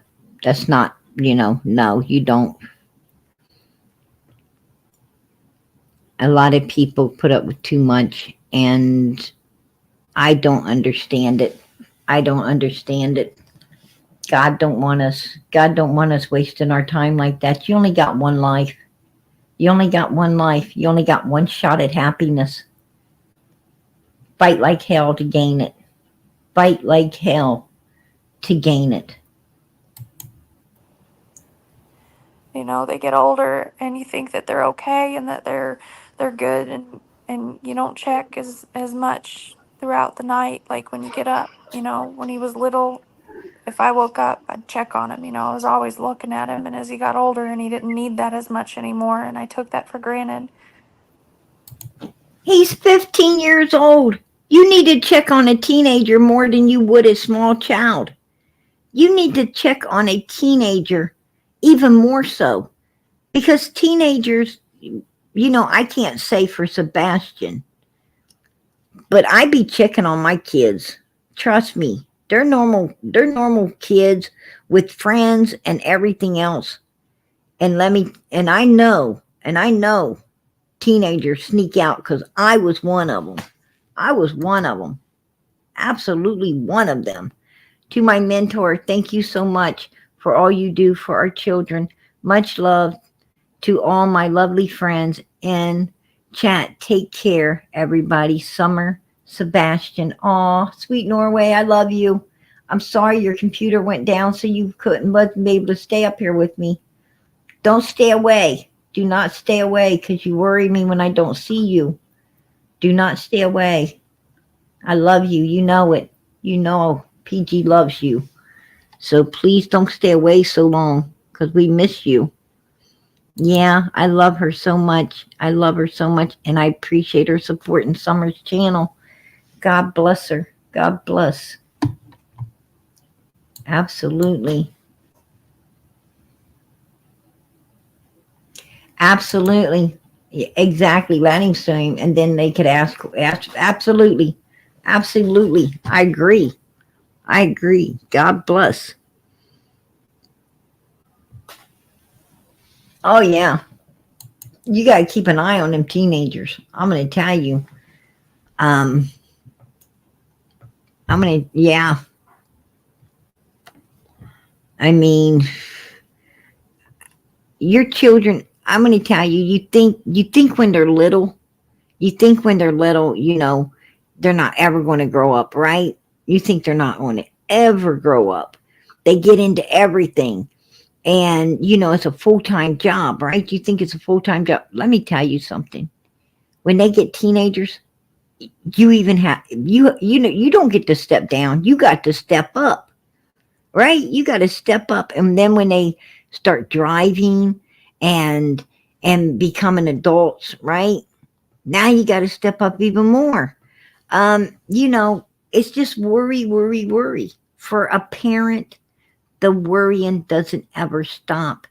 These children are going to be your babies forever. They're going to be your babies forever. In your eyes, they're always little, right? You don't see a teenager. You don't see a young adult. You don't see a middle-aged person. You don't see an old person if you get to live that long. What you see is your baby, your child. You always see that little child, right? That cute, beautiful little child is what you see. You're a mother. That's all you can ever see. It's like you got blinders on.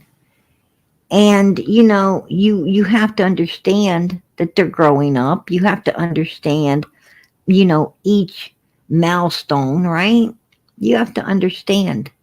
And you have to understand that, they're going to fly the nest, right? You have to understand all these things, that they got to make a life and all of these things.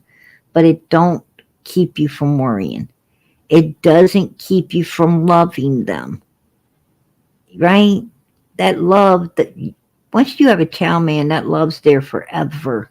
It's forever. Matter of fact, it just gets stronger. It just gets stronger all the time. And, and you have to keep your kids safe. We live in a horrible world, right? We live in a very horrible world where so much evil exists. And we have to keep an eye on our kids now. Absolutely. I don't know if you guys ever seen that show. There's a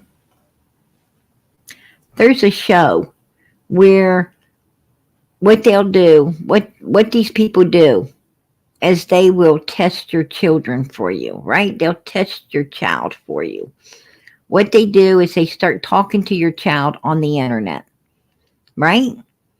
And then they get your child to see if your child will sneak out of the house or meet up with them or something, right? Do you know how many people's children actually snuck out of the house and went and got into a vehicle with a stranger? Do you know how many people's children have did that? I watched a show. Yeah, they actually, these people, the parents couldn't believe it.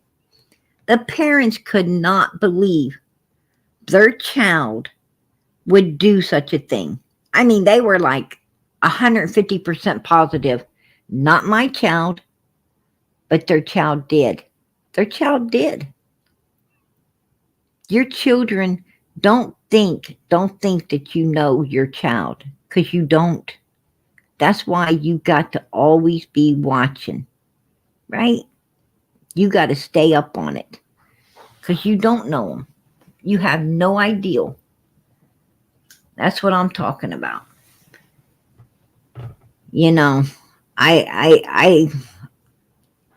I spend a lot of time. A wise parent knows their children, and I spend a lot of time trying to be wise, but I ain't going to be overconfident. I'm not going to ever be overconfident, right? No way. Because when you're overconfident, that's when you mess up. You know, I'm like, I believe I know my child. But you know what? I'm going to keep my eyes and ears open just in case I don't. Right? Just in case they want to pull a surprise. I'm going to be right there to catch it. So, can't get overconfident. Now, do I believe that this little boy, Sebastian, just went out the front door barefooted with a nothing but a keychain, flashlight, and disappeared? No, I don't believe that, you guys. I don't believe it. I don't think anyone else does. Put a 1 in the chat. Put a 1 in the chat. Put a 1 in the chat if you think it's BS. If you think the story about him walking out with no shoes and a keychain flashlight in the middle of the night, not ever coming back, is the truth. Or not the truth, but bullshit. Put a 1 in the chat. Because I think it's bullshit. I really do. I think that story is pure bullshit. I think there's no truth to it. I really don't. I do not believe for 1 second that little boy walked out of that house with no shoes on and nothing but a keychain in his hand and disappeared. I just don't believe it. I mean, that's insane. That is an insane story if I've ever heard it, to be honest with you. And then the mother, and someone called it out a minute ago. Somebody called it out a minute ago. The mother says, oh, he went to bed at 9 o'clock. But at 10 o'clock, I hear a big thump in the room, right? She said a thud, right? She said a thud, not a thump, a thud. Now, what do they call it when an unlived body hits the floor? What do they call that? They call that a thud, right? That wasn't no thump. That was they say it was a thud when they hit the floor. So that was a bad choice of words for her. That was I thought about that over and over, and I thought, damn, that's what they say when an unlive person hits the floor, right? Yeah. If somebody falls out of bed, that's a thump, right? That's a thump. But the word of choice she used, oh shit, I was like, what? Oh hell, if I heard that, I'd certainly be in that damn room, right? I'd really be in there. I'd have to know what the hell that was. I'd have to know what that was, hitting the floor that hard. But that's weird. I don't like their choices of words either. I don't like their choices of words. Matter of fact, I might put some of their choices of words together for you guys to understand how much we don't like them, right? I might just do that because I don't like that stuff. But it's getting late. I was hoping to finish up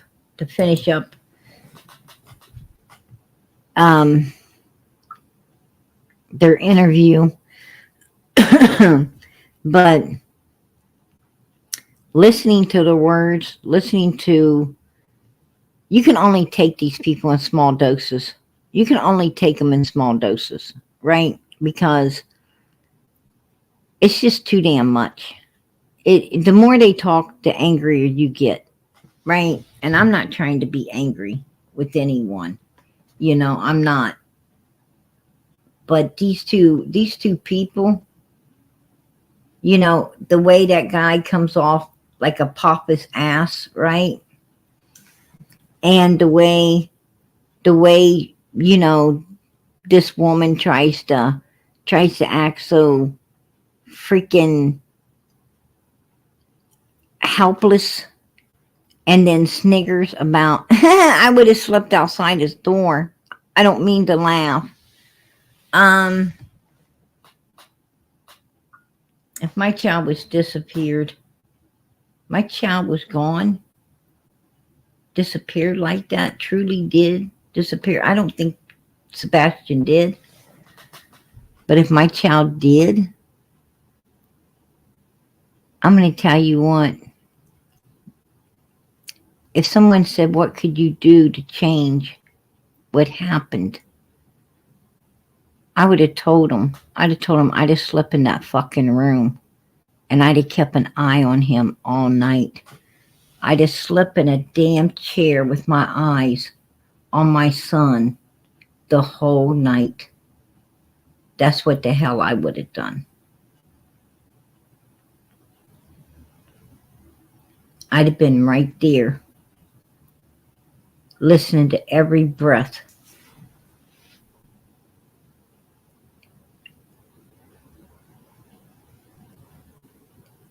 And I wouldn't, sure the hell wouldn't have had a laugh.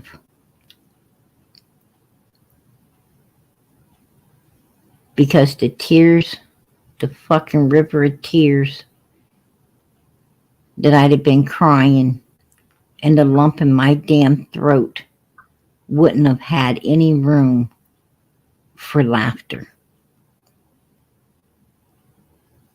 I don't understand. I don't understand evil humans at all. I don't understand them. I don't want to. I don't want to. I thank God. I just thank God I am who I am. I thank God I can't understand them. I thank God that I am nothing like them. And don't want to be. Don't want to be, folks. I don't want to be.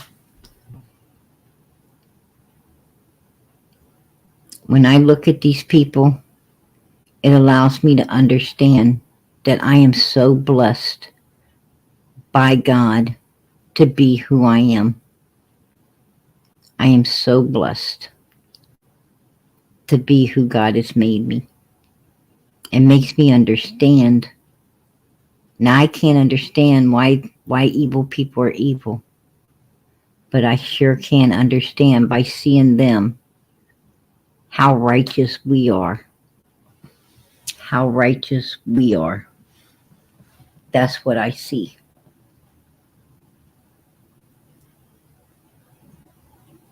And I thank God. I thank God that we're righteous. I really do. I'm going to get out of here, you guys. This stuff here is, to say the least, these people are depressing. Katie and Chris are depressing. That's what they are. It's depressing to know that this little boy who truly loved life, man, he had a smile that could light up a room. He had a smile that could light up a whole room. A beautiful child. He was a good-looking boy, a very good-looking boy.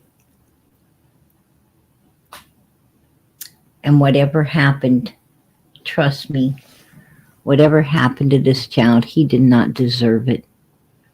He didn't deserve any of what he was getting. He didn't deserve none of that. I wish to God he'd have had better parents. I wish to God I really do. I wish these kids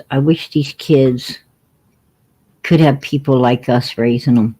People who truly care, love them, and truly care about them. I really do. It's sad.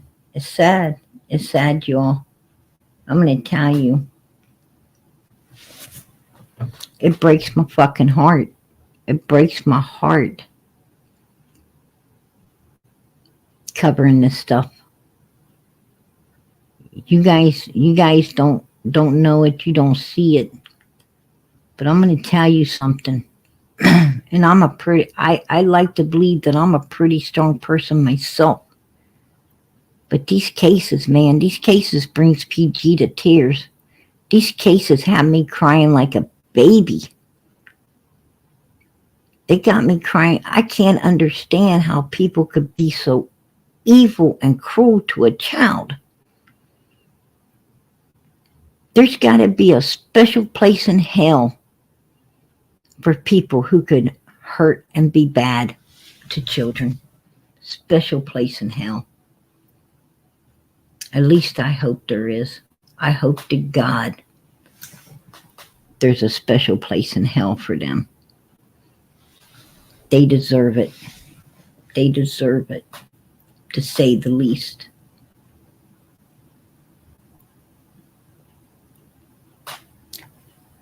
Keep the prayers going up for these children. The best gift that we could ever give to any other human is the gift of prayer. To bow your head, fold your hands, and ask God Almighty to please help these babies. To please let them be found. Let them be brought home. Let justice be served. Please, God. We need closure. We all need closure.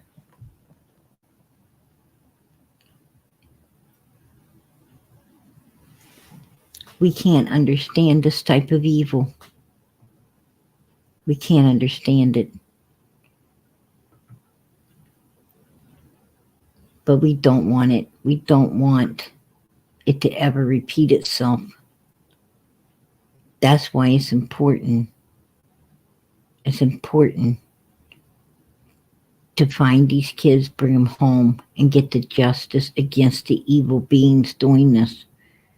Because if they're still out there, another child could be the next victim. So please pray that no more children become a victim, and that God lets the ones that have be found, brought home, and justice served. In the name of Jesus Christ, amen.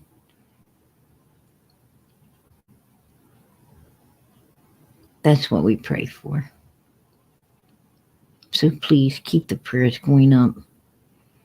Little Eli needs found. 3-year-old baby. Summer Moon, Utah Wells. 5-year-old little baby. Little baby.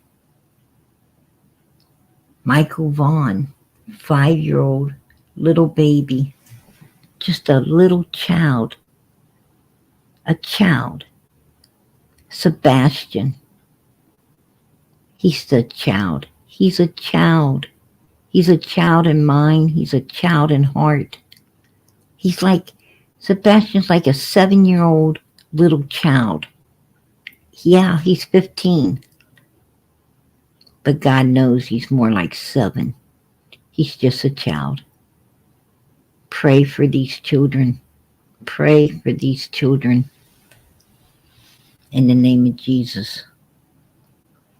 And pray for one another. There's so many people needing prayer. Beautiful Sunflower. Let us keep them prayers going up for her. Let us keep the prayers going up for all of these people needing prayer. Our sweet Norway was here tonight. She said she hasn't been doing good. Let us put prayers up for her. Pray for everybody. It doesn't matter how bad. Pray for these people. Pray for these evil people who have committed these evil crimes. Pray for them. Pray to God that they get the justice coming to them. But also pray to God that they find God and they find a better way.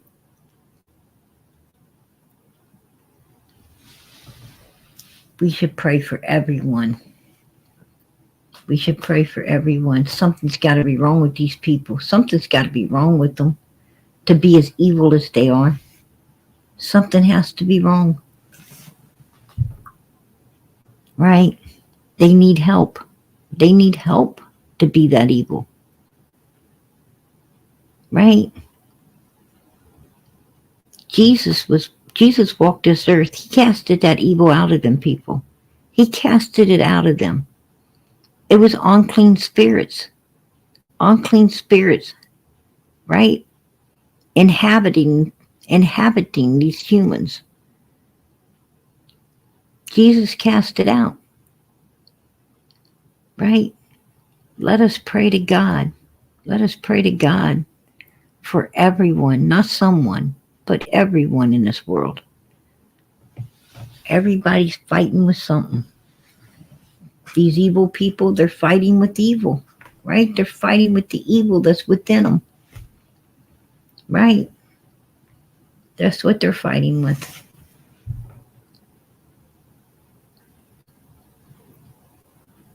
They need prayer. They need prayer too, right? They need prayer. I'm going to tell you at the end of the day, we got to worry about what God thinks of us. At the end of this day, we got to think of what God thinks of us. And I want God to know that I'm praying for everyone, not someone. Right? I'm praying for my enemies. I'm praying that they change, turn their lives around, and they change. Right? I don't want. It says that, He prepares the table before me, right? He prepares a table before me for my enemies.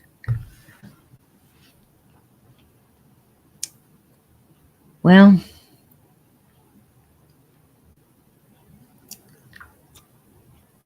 I don't want my enemies at a table.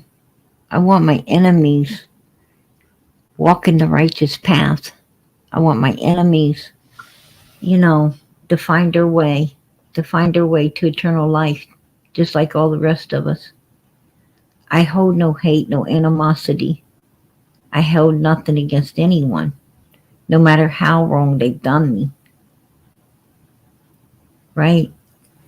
Because I love them. I love these people. I love everyone in the world. Everyone. And I wish they could love everyone too. And I pray that somehow, some way, sometime they will. I really do. And I think we all should. It's easy to hate. It's hard to love. It's hard to love. It's hard to love people who are evil. It's hard to love people who mess you over and do you wrong. And God knows how hard it is. That's why you end up winning a white gown. God knows how hard it is. He knows our struggle. So fight. Fight to do what God wants you to do. Fight, you guys. And there's no better time to start than now. We need to turn our lives around. We need to turn our lives around and do what's righteous. It's hard to cover these cases. It's hard to cover these cases out here. But these children have to have a voice, and we have to be their voices. Summer has no voices at all. Summer has no voice. Right? Both of her parents and grandma have forsaked her. They have forsaken that child. And we are her voice. We're the only voice she has. And it's important that we keep being her voice so that she has an opportunity to be found, brought home, and justice served. Sebastian, he's so lucky because he has a dad, a biological dad, that's going to fight like hell along with all of us and everyone else to get his son found and to get this case solved. That's something Summer don't have. And I thank God for that. I thank God that Sebastian has someone. I thank God that he has a biological dad and a voice that's screaming out for him.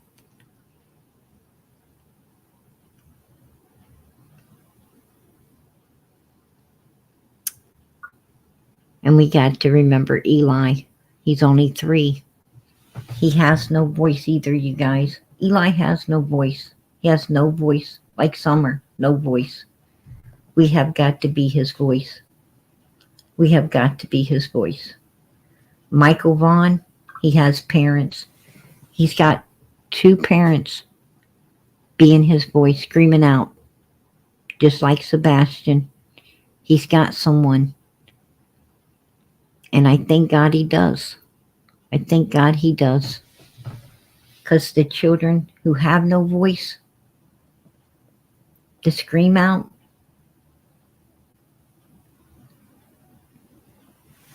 well, all they have is us. All they have is us. And no matter how loud we're screaming, it ain't going to get the job done the way Sebastian's dad can, the way Michael Vaughn's parents can.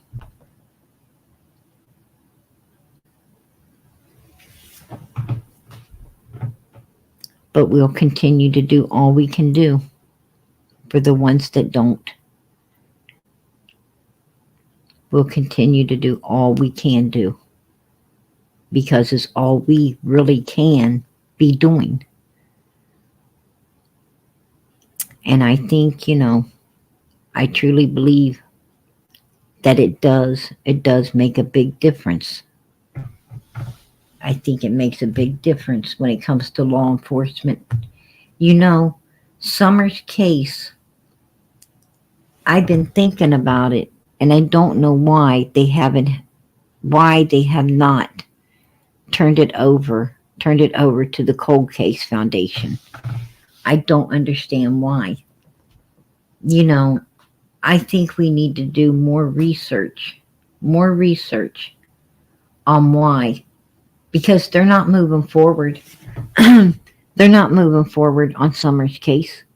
Why are they holding it up from someone else being able to get it done? Why have they not turned it over to the Cold Case Foundation? There's something in Summer's case that ain't right. It's not right. And it really needs to be pondered on. Summer's case needs to be pondered on.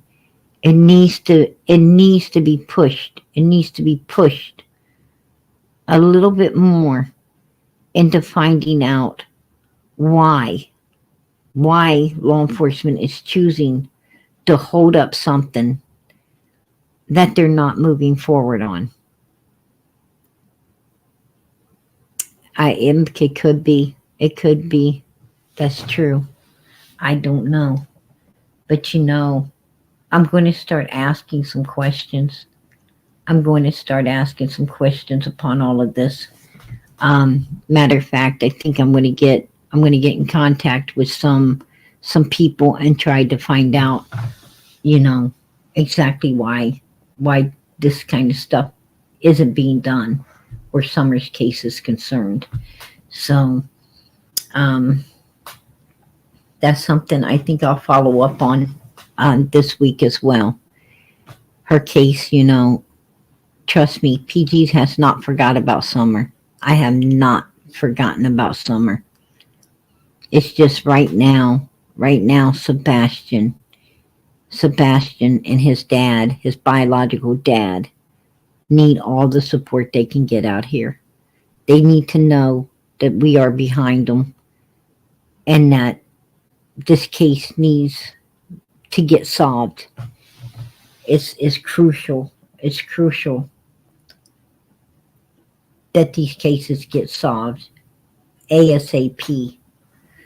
And hopefully this one does. Hopefully it does. I think it will. Because the one thing I have took note of about Katie, she's got a conscience. Unlike Candace don't have a conscience.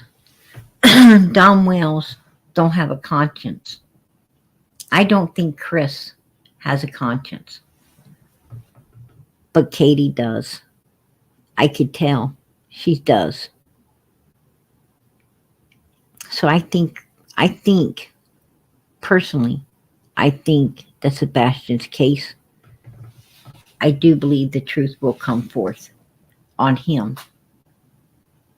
Summer's a whole different story. Summer's a whole different story. And I think our voices for Summer need to get louder. I think our voices for her need to get louder, because something needs to be done in her case as well. And if it's not going to be done, then Hawkins County needs to turn it over. They need to turn it over to someone that can get it done. That's what I'm saying. All right, you guys. Keep those prayers going up. I'm going to say God bless, much love, and good night.